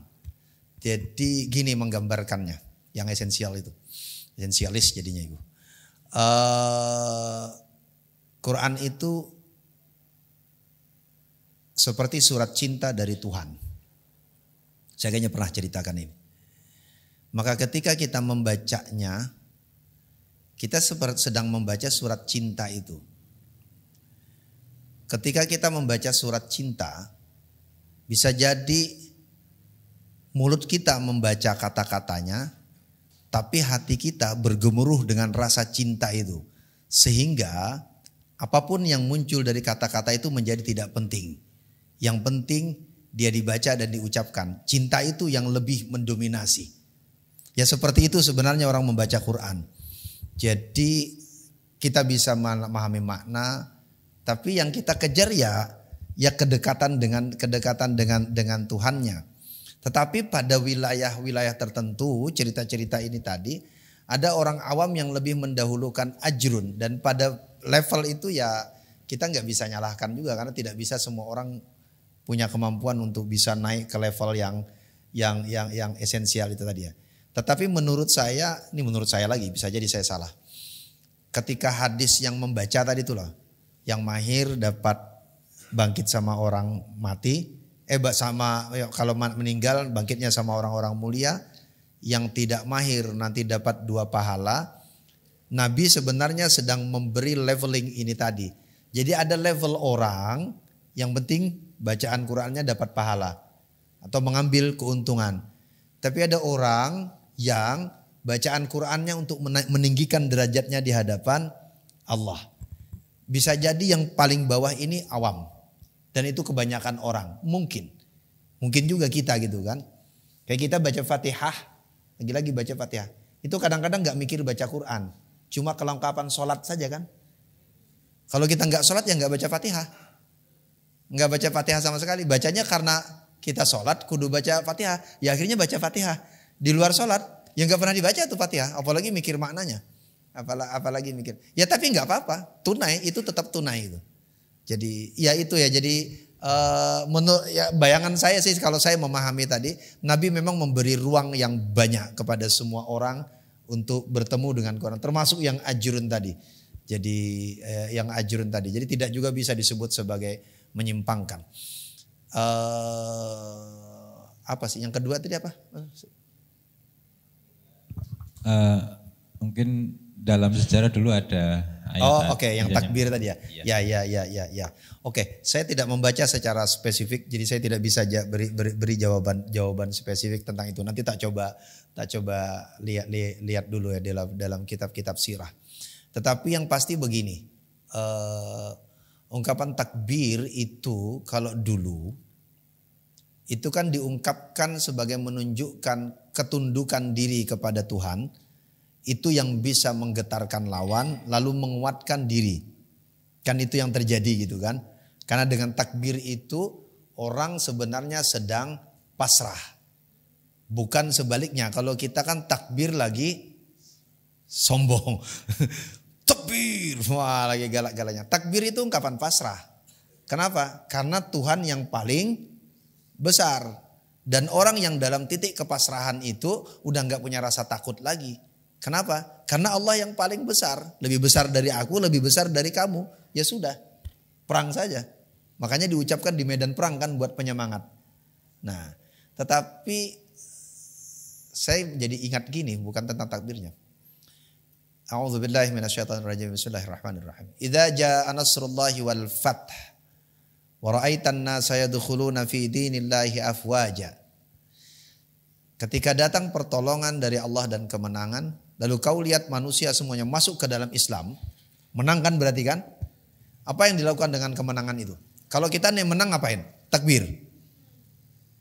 Allahu Akbar. Tapi kalau ayat itu menang disuruh apa?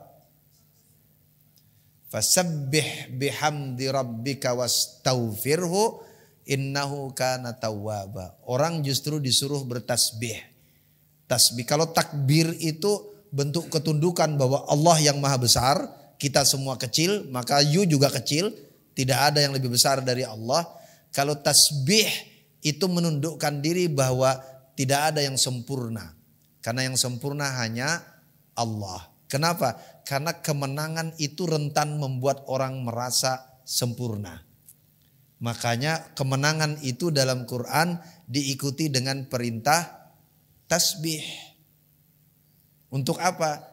Tasbih itu kan hanya mensucikan Allah, untuk menyatakan bahwa hanya Allah yang mulia, yang bebas dari segala kekurangan. Tanzih ya Allah itu munazzahun anin nuqsan, dia dibersihkan dirinya, dia selamat dari segala kekurangan, nggak ada kekurangan sama sekali.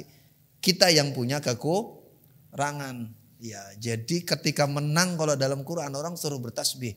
Tapi jangan nanti gara-gara ngaji gini, habis ini kalau lomba pas menang, subhanallah gitu. Kata ayatnya begitu, yo tetap aja gitu, subhanallah tetap aja garang gitu kan. Maksudnya tasbih itu menunduk gitu. Nah subhanallahnya kok garang lagi gitu kan. Iya, kalau spesifiknya kok ngerti, coba nanti tak lihat ya. Ya memang banyak sih muncul di cerita-cerita itu, tapi saya tidak pernah membaca secara eksplisit. Tetapi maknanya bahwa adalah takbir, tasbih, tahmid, itu semua maknanya adalah makna ketundukan sebenarnya. Jadi bukan makna membesarkan diri. Makna ketundukan untuk membesarkan Allah dengan cara yang berbeda-beda. Jadi kan tasbih dulu, tahmid baru takbir. Takbir kan belakangan kan? Makanya ada sebagian ulama di sini juga di Al-Burhan ketika bicara tentang munasabah ayat, dia bilang urutan itu seperti urutan dalam Quran. Karena urutan dalam Quran itu Al-Isra dulu baru Kahfi. Baru nanti orang boleh bertakbir. Al-Isra itu dimulai dengan tasbih. Kahfi dimulai dengan tahmid. Gitu kan? Subhanalladzi asra bi'abdihi. Kahfinya alhamdulillahilladzi anzala ala abdihil kitaba wa lam yaj'al lahu 'iwaja al-ayat dan seterusnya. Jadi bagi sebagian ulama, ya Zarkashi juga cerita itu, urutan itu menjelaskan urut itu. Takbir itu belakangan. Takbir itu belakangan gitu. Iya. Tapi ya tadi memang dalam prakteknya dia berubah menjadi penyemangat, bahkan kadang-kadang penyemangat itu menyemangati diri, tidak lagi Tuhannya. Sebenarnya persis seperti bacaan-bacaan yang ini tadi. Kata yang dia mandi kalau orang akhlasa qalbahu, membersihkan dirinya kepada Allah. Jadi takbir itu menyatakan Allah yang maha besar, bukan aku. Makanya sholat itu disebut dengan takbiratul ihram. Jadi itu takbir yang menutup segala yang lain, karena habis ini kita mau menghadap Allah. Lalu nanti sebelum tahiyat akhir ditutup dengan sujud, orang lalu menyebut subhana rabbiyal a'la. Menempatkan bagian yang paling terhormat dari tubuhnya ke tempat yang paling rendah di bumi, yakni di lantai, pada saat itu memuji Allah sebagai zat yang paling tinggi. Jadi baru kemudian dia duduk dan salam untuk ketemu sesama manusia. Jadi ketika takbirnya itu proses melepaskan kediriannya. Kita kadang-kadang dengan takbir justru proses memasang diri sendiri. Iku sing kewalik iku. Pas takbir iku lagi arogan-arogannya itu. Lagi arogan-arogannya. Nauzubillahi min dzalik. Ngapunten. Nggih, ngaten Mas. Nggih. Oh ya, silakan Mas. Disebutkan nama sama asalnya nggih Mas. Nama saya Ali. Dari Pondok Pesantren Al-Ghazali Yogyakarta. Ngapunten Pak Rafiq, saya izin bertanya bahwa tadi nggih, tentunya Gus Koyo. Fadhailul Quran sama khawasul Quran itu kan jenengan tadi bilang bahwa itu adalah sebuah refleksi personal. Tapi ngapunten Pak, masalahnya di era sekarang praktek beragama kan bukan hanya di era personal tapi masuk ke ranah publik gitu. Bagaimana jenengan menyikapi ketika isu ini dimasukkan ke ranah publik gitu. Semisal kemarin kita tahu bahwa misal pakai garam an-najah gitu kan, atau dengan fenomena-fenomena lain ketika baca Al-Quran atau hasil hataman dan sebagainya. Nah sehingga fenomena-fenomena ini kan bukan lagi tentang hubungan seseorang dengan Tuhannya melalui Quran, tapi ini malah menjadi seperti komodifikasi agama dengan atas nama Al-Quran itu sendiri ataupun Islam. Bagaimana pandangan jenengan tentang hal ini? Terima kasih. Oke, matur nuwun. Persis. Jenengan pun langsung pertanyaan panjangan tadi itu ya jawabannya. Jadi kan ceritanya ini kan sebenarnya personal semua kan tadi kan, pengalaman-pengalaman personal. Persis, maka ketika dia dibawa ke ranah publik dia mungkin menjadi alat komodifikasi. Ya sangat mungkin, ya memang itu yang terjadi. Jadi ya tadi pertanyaan jenengan itu ya jawabannya. Jadi karena kan asalnya personal, makanya kan Imam Zarkashi kan menutup dengan Jadi itu sangat personal. Ini hanya berhasil kata Imam Zarkasi kan untuk yang akhlasa qalbahu. Itu kan diri masing-masing. Nah ini kan menarik. Bagi Imam Zarkasi ini semua cerita ini itu sebenarnya kembali ke diri masing-masing. Gitu kan. Jadi orang harus bisa mengatur. Nah menarik ketika cerita-cerita yang asalnya pengalaman personal sangat ditentukan oleh kemampuan diri masing-masing gitu kan. Tingkat kesolehan masing-masing yang berbeda-beda. Lah sekarang menjadi ranah publik. Jadi ranah publik diajarkan ke semua orang untuk melakukan. Nah dalam konteks itu jadi ada dua kan. Akhirnya ada dua kemungkinan. Nah, kemungkinan pertama komodifikasi itu bukan komodifikasi. Memindah yang personal menjadi publik itu bisa jadi positif dalam pengertian bahwa dia sebagai contoh, teladan. Kayak Nabi itu kan. Nabi melakukan apa itu kan dicontoh orang it's okay. Itu oke saja. Dia mencontoh, maka semakin banyak orang yang melakukan. Tapi tingkat keberhasilannya tentu akan berbeda satu orang dengan orang yang lain karena itu tadi. Jadi dia sebagai contoh bahwa orang bisa saja bertemu dengan Quran dengan cara yang berbeda-beda. Tuh guyonan tapi serius itu kan kayak kasus surah Al-Waqiah. Sopo sini sing rutin ngamalkan Waqiah? Yo, mengamalkan baca surah Al-Waqiah tiap hari. Oh enggak ada. Orang ngamalkan Waqiah biar apa? Kaya. Saya mau tanya, udah sugih belum? Udah kaya belum? Tapi it's okay. Tapi ada orang yang memang kaya kan? Saya tahu di Semarang, setahu saya ya, di Semarang itu ada jamaah pengajian majelis Al-Waqiah di pasar Semarang itu. Jadi mereka tiap selapanan, pedagang di pasar tuh kumpul, maca Waqiah bareng-bareng, baru maca Asmaul Husna. Niatnya opo? Ya ben sugih. Padahal ada di sini tadi padahal saya tidak bukan di Alitqan mengutip cerita itu. Padahal kan cerita Waqiah itu mauquf, enggak marfu hadisnya. Dia mauquf sampai ke siapa? Abdullah bin Mas'ud.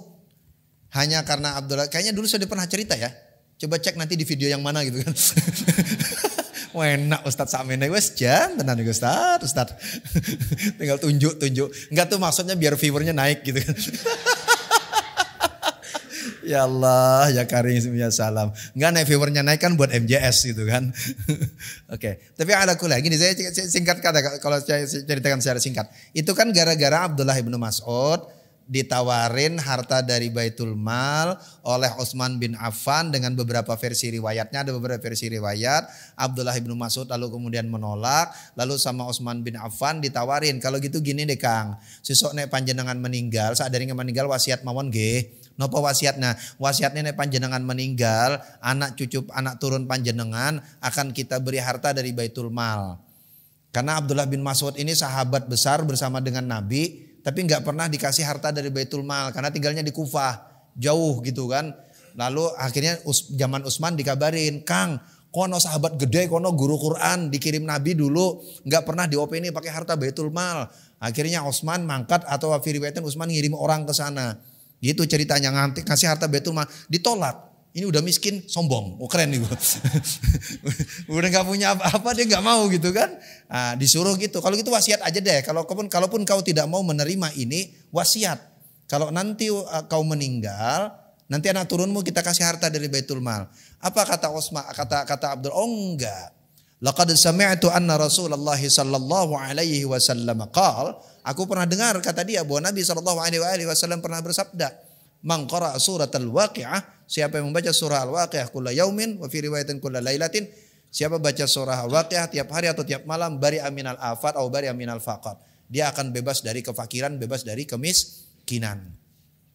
Abdullah bin Mas'ud dengan mengamalkan itu meninggal dalam keadaan miskin dan buta. Tidak ada cerita kalau anak turunnya juga kaya. Tapi sekarang orang kalau mau kaya baca surah Al-Waqiah. Oke, jadi pertama sebagai teladan itu positif. Bukan berarti yang kedua negatif ya. Salah kosakata positif negatif itu. Dia bisa jadi berfungsi sebagai teladan ketika masuk ke ruang publik. Karena kan Nabi melakukan memang untuk ditiru kan. Nabi kan melakukan memang untuk ditiru. Jadi orang boleh meniru. Kita boleh meniru yang personal ini tadi. Sekalipun tadi tingkat keberhasilannya ujar Imam Zarkasi tergantung kepada diri masing-masing. Jadi kita boleh meniru Abdullah bin Mas'ud, baca Waqiah tiap hari. Tapi apa kaya atau tidak? Tergantung diri masing-masing. Jangan nanti, ya Allah aku udah baca Waqiah tiap hari umur sampai 40 nggak pernah kurang. 40 tahun baca Waqiah kok ya ora sugih-sugih. Yo takdir Mas. Nek tongkronganmu kere yo kere, ora iso dinaikin. Nek tongkrongan ora usah digeret naik gitu. Satu. Atau kemudian yang kedua, makna kedua, benar tadi, bisa jadi dia jadi alat komodifikasi. Jadi bukan dalam konteks teladan, tapi dia digunakan sebagai alat mobilisasi, alat membangun identitas. Kan bisa terjadi begitu kan? Jadi ketika dia dari pengalaman personal dibawa ke ruang publik. Membaca Quran itu utama. Dibawa ke ruang publik, baca bareng-bareng. Nah, maka pada saat itu bisa jadi yang terjadi ada problem ya yang disebut dengan komodifikasi tadi. Ada kepentingan ekonomi, ada kepentingan politik, ada kepentingan membangun identitas kelompok dan sebagainya. Apakah ini salah? Saya tidak bisa bilang salah atau tidak. Tetapi memang dia membuka kemungkinan. Tapi tetap akan kembali kepada dawuhnya Imam Zarkashi tadi lagi. Maka kalau pada konteks teladan, uswah tadi, dia berhasil bisa tidak gitu kan. Tergantung pengalaman pribadi. Pada konteks yang komodifikasi, maka tingkat keberhasilan bukan lagi apa yang dimaksud oleh ayat. Tingkat dalam kasus komodifikasi, tingkat keberhasilan kan diukur oleh tujuan orang yang melakukan komodifikasi. Kalau tujuannya membangun identitas, ya memang identitas kelompok yang dimaui terbangun. Kalau tujuannya ekonomi politik, ya memang ekonomi politik yang dibangun. Akumulasi kapital, ya akumulasi kapital yang dapat. Dia nggak dapat yang dimaksud dengan yang berbeda dengan dimaksud oleh Imam Zarkashi. Apa positif atau tidak? Can be yes, can be no. Bisa positif, bisa negatif, tergantung di mana memakainya. Sorry, saya termasuk ustadz yang tidak punya jawaban tegas, gitu kan. Mahasiswa saya udah hafal banget tuh. Kalau ditanya jawabannya selalu bisa iya, bisa tidak, gitu. Karena hidup itu kan penuh ketidakpastian. Ya sama seperti hubungan Anda lah. Sorry kalau bagian itu gitu. Kalau jujur nggak bisa ya bisa tidak tuh maksudnya bahwa ada keadaan yang bisa memungkinkan dia positif, tapi ada keadaan yang bisa membuat dia negatif. Identitas itu kan bisa positif kalau dalam pengertian bahwa misal begini, orang pegang identitas sebagai penghafal Quran, ketemu dengan penghafal Quran yang lain, dengan identitas itu dia merasa malu kalau harus melakukan kemaksiatan. Dia menahan diri, berarti dibawa ke ruang publik lalu menjadi identitas, dia positif. Jadi alat kontrol. Tapi bisa jadi identitas itu menjadi sesuatu yang negatif. Kenapa? Ketika dia gunakan itu untuk mengeksklud orang lain, lalu kemudian menyatakan bahwa orang lain salah, dia benar. Orang lain buruk, dia baik. Menjadi negatif kan ketika dia dibawa ke ruang publik, lalu kemudian dikomodifikasi menjadi identitas. Jadi dia tetap seperti pisau bermata dua. Akhirnya gini, ya mungkin kalau ada tanya lagi ya monggo. Saya masih ingat dawuhnya Imam Ali karramallahu wajhah bahwa Quran itu diam, wan nasu yantiquhu. Manusia yang lalu kemudian menuturkannya. Yang dimaksudkan dengan menuturkannya itulah manusia yang lalu kemudian menggunakan ini sebagai alat. Ya dia alat, dia bisa menjadi negatif, bisa menjadi positif. Hasilnya kan bisa kita lihat sebenarnya. Orang bisa membunuh orang lain pakai Quran. Tapi orang bisa menyayangi orang lain juga pakai Quran. Persis begitu anunya. Jadi ya dia alat sebenarnya. Dia jadi alat. Bahwa semuanya ada dalam kuasa Tuhan, iya. Bagian itu yang kita tidak bisa bantah gitu kan. Tapi manusia diberi Tuhan ikhtiar. Nah ikhtiar manusia itu yang tadi. Ikhtiar manusia itu dia bisa gunakan Quran untuk memukul orang lain. Tapi bisa juga menggunakan untuk menyayangi orang lain. Dia bisa pakai Quran untuk menghakimi orang lain, tapi dia juga bisa pakai Quran untuk bercermin untuk diri sendiri. Ya terserah bisa yang mana saja. Ngaten nggih. Wallahu a'lam.